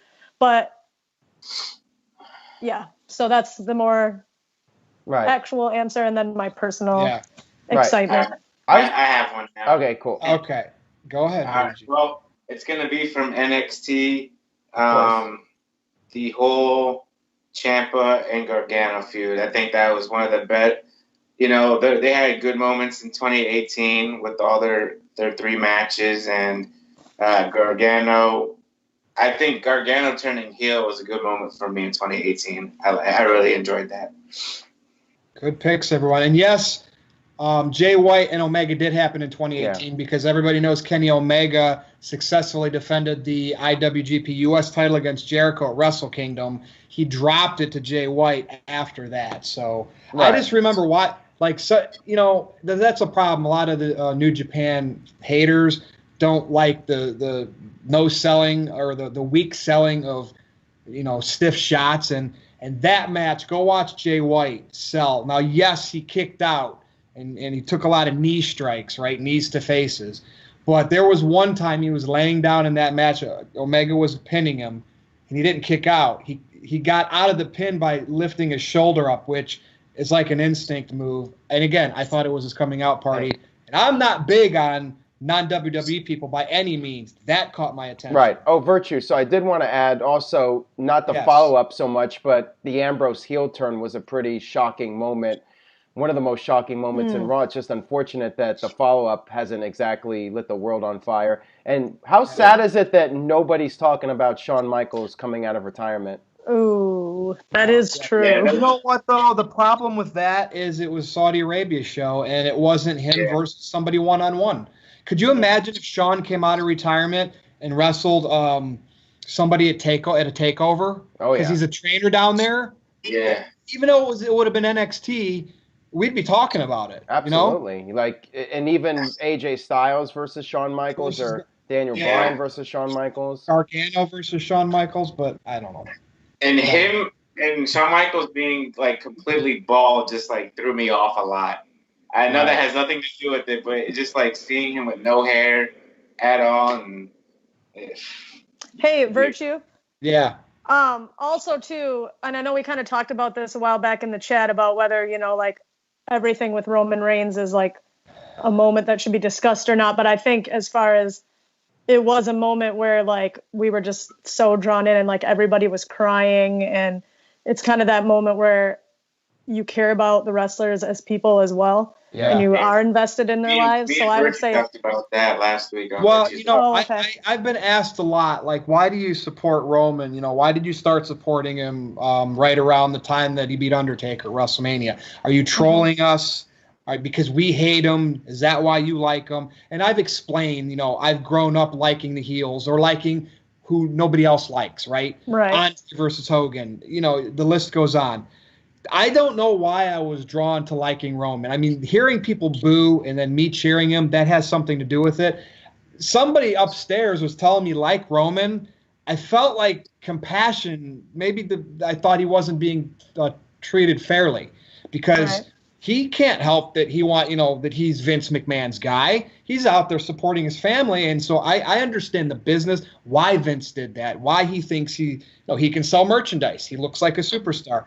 And when Roman said he had leukemia, and I'm sitting here thinking, wow, I supported this guy who was sick. I mean, whenever it came back, we don't know. And it just made me, it made me feel so gratified that I supported a guy that many people didn't. And then I look back and, dude, he's fighting for his life. And to me, that's real life moment versus kayfabe. And I wish that was kayfabe, Yeah. I would not be mad if that never happened and WWE used it to get him over, because then I know Roman would be okay. Right. As weird as that sounds, but good question. You can get me talking forever on that. So, all right, ready for the main event? Let's do it. Big G, you know what the main event is, right? I'll let you introduce it, and you can start. Go. I hope you remember. The NXT call-ups. We have Lars Sullivan, Lacey Evans, Nikki Cross, Heavy Machinery, and everybody's favorite boy, EC3. I'm excited, but I think it's kind of too early. I could see Nikki Cross going to Raw and Lacey Evans going to SmackDown. I could see Heavy Machinery going to Raw and EC3 going to SmackDown. Here's the big question, because we see NXT call-ups, right? We get them every year. Yeah. And then we see what happens to them. Is there anybody from this list that has a shot to actually catch Vince McMahon's eye? And I think I know who you're going to say, but I could see EC3 getting a big shot just because, he was there before back in the day. But I'm trying to think why these, why not Shayna Baszler, not why Velveteen Dream, why not Champ, why not Gargano? Velveteen to me is going to be made, I think. Heavy Machinery, they're very likable in NXT. But like Aaron said earlier on NoDQ Live, they need a really big push to stay strong. And man, I don't know if that's going to be possible. I think they'll just be lost in the shuffle again. Right. Lacey Evans, I mean, she was good in NXT. She had a good little run. Nikki Cross, I just don't want her going to SmackDown because then she'll be stuck with Sanity and everybody will forget about her. And I love Nikki Cross, man. I love me some crazy. Right. Put her with Bray. There you go. Have Sister Abigail finally come. I don't know. EC3. I think EC3 will be the best one out of all of them. Lars Sullivan. Oh, yeah. Lars Sullivan. He'll probably I was waiting for you to remember him. See, Lars Sullivan, but he really didn't do anything in NXT. He had the one match against Aleister Black for the NXT Championship. Neither did Strowman.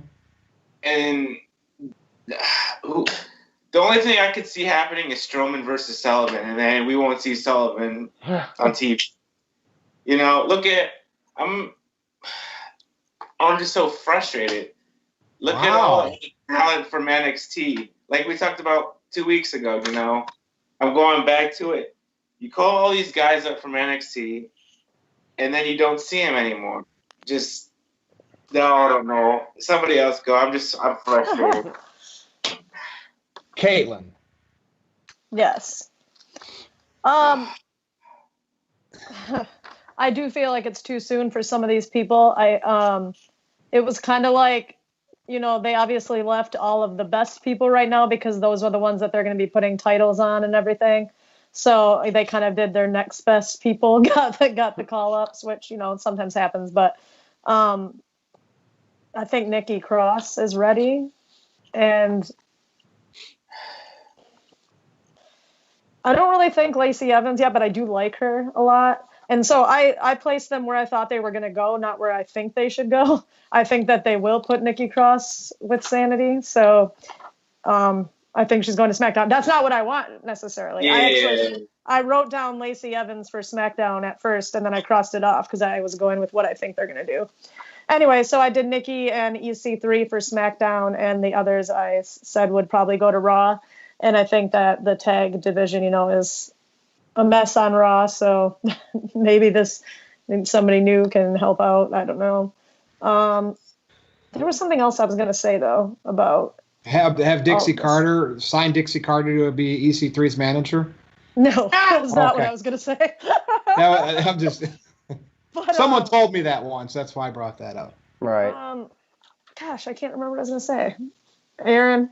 Well, Aaron. I wonder if Lars Sullivan is going to be like the new Snitsky, or is he going to be the new Ryback, where he's going to be pushed for a little bit. He'll win some squash matches. Maybe he'll do some comedy like Snitsky did.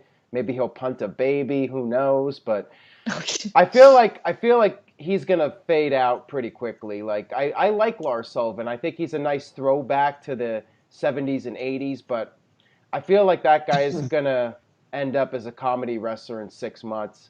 I really feel EC3 of this batch. I think like he's the guy that's going to go the furthest. He has the look. He has the sports entertainment vibe to him that I think will, in the long run, lead to him going the furthest of all those people. I think EC3 will probably end up on SmackDown, but could end up on Raw. Raw's a 3-hour show, so I could see more of these talents ending up on Raw. Lacey Evans, maybe SmackDown. Maybe Nikki Cross ends up with Sanity, maybe not, who knows. But yeah, I'm not really sure how well any of these people are going to do. I think it's going to be tough for all of them to really break out. They may get initial pushes, but I could see those pushes fizzling out relatively quickly. They're still like working on the last call-ups. Like there's not really much happening with the last batch that came through still, Exactly, yeah. So what are they going to do with these ones? I mean, maybe except Almas and Zelina Vega have a little bit going for them, but... Right. That's tough because you got so much TV. Yeah. Like, I could see Heavy Machinery feuding with AOP. Did they ever feud in NXT, Big G? I can't remember. I don't. I absolutely see Nikki Cross. I think they might have. I'm not too sure off the top of my head. But that's what I see them doing. I absolutely see Nikki Cross going with Sanity. But maybe that will get Sanity put on TV. Maybe it's going to take Nikki Cross to make them truly insane and have them get TV time. Lacey Evans, I don't know too much about her, and usually what happens with that is they end up getting the pushes. So we'll see with that. EC3, it is what it is. He has the look. We know he used to be Derek Bateman, I think, right? Yeah. Was that his name? And yes. So he's got a good shot to get to that, intercontinental mid-card level type matches, hopefully beyond, Nakamura and Rusev, who obviously hit the glass ceiling. But Lars Sullivan, it's all or nothing with the big guys. We saw what happened, like Aaron mentioned, with Snitsky, with Ryback.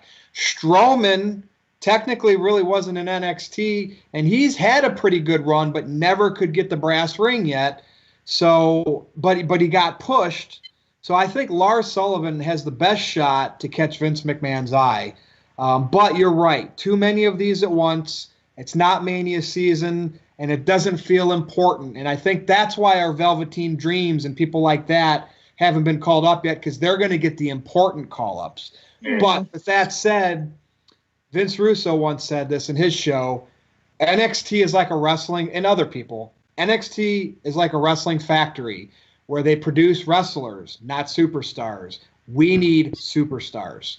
I know that it's an era of professional wrestling and people like the match, the longer matches, this and that, but it's WWE, entertainment. We need superstars. So I don't know. That's why I say EC3. Yeah. And I hope so, because I like him. He used to be called the Deviant up here near Cleveland in the Indy scene. So I would like to see him, but I just got that Vince McMahon, Lars Sullivan vibe. So that's all I got for this week. I wanted to keep the show around an hour. Any last thoughts, Big G? Do you think they're gonna be called up at the same time, or do you think it's gonna be like different intervals? One superstar a month, or what? All these new batches? Maybe they'll all debut in the Rumble. I think between now and the Rumble, they'll all be up. I could see that. Yeah. Okay. Yeah, for sure. You know, like 2002 when Goldust, Godfather, Val Venus, Mr. Perfect, they were all announced. Like, I could see that happening where they show vignettes for all these guys and gals that they'll be part of the Royal Rumble matches, and maybe we'll get a few other surprises as well. I was gonna say how long?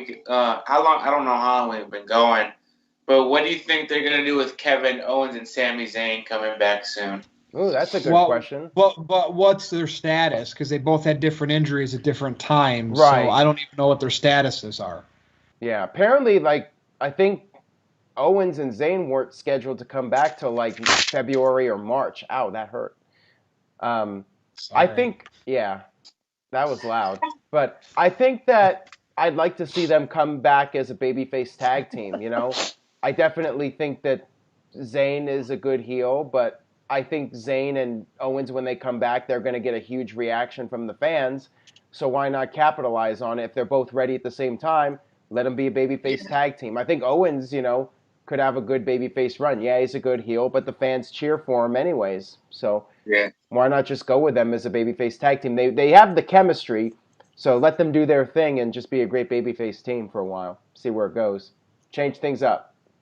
And I wish WWE would really invest in tag teams. Just when you think they do, they don't. You know, it's just crazy. I feel like Owens and Zayn could be like the star tag team and really help rebound Raw's tag team division and get that going again, give that some momentum.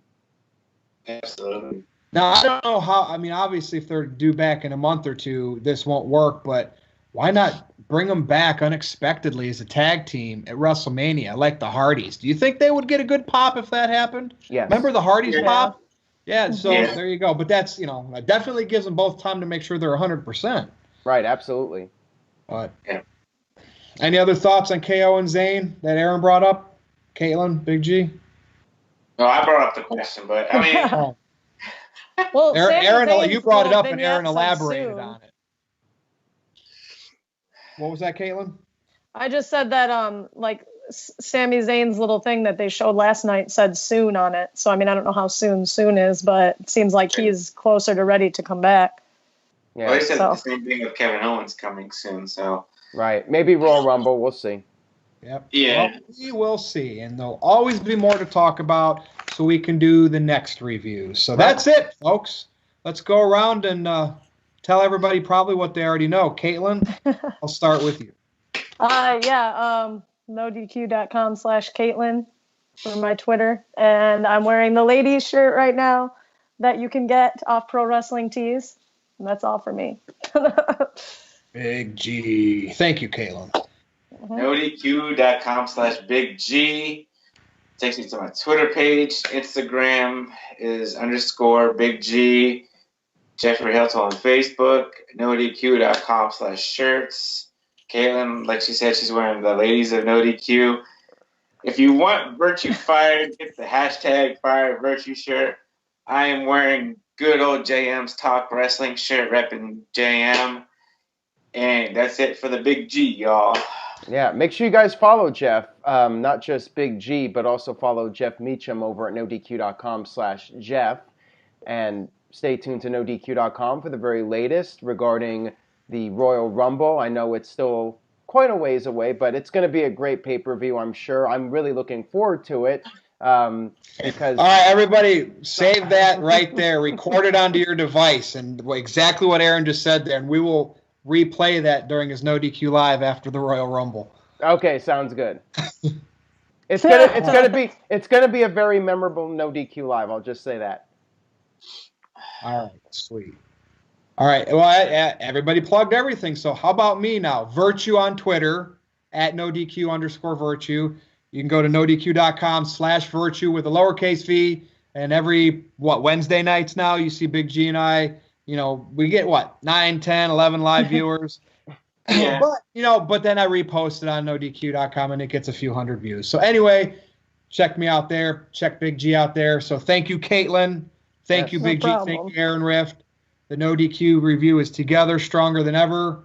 And if there's other people that you want to see back on the NoDQ review, just let us know. If you want to see a certain combination of people, let us know. I know everyone wants me off of it, but that's cool. But you know what? We still want to give the fans what they want, right? Then, now, forever. See everybody next Wait a minute. You forgot dance break. Overtime. What's that? You forgot dance break. Oh, I did. Dance break. Okay, I can't dance for the life of me. Hey, Big T, dance break. I did forget about it, which means we were having Caitlin's the only one here that can dance good. So we were having some good wrestling discussion. So there you go. How did you know I was going to do that, by the way? It was supposed to be a secret. You told us. All right. See everybody next time. Thanks for watching.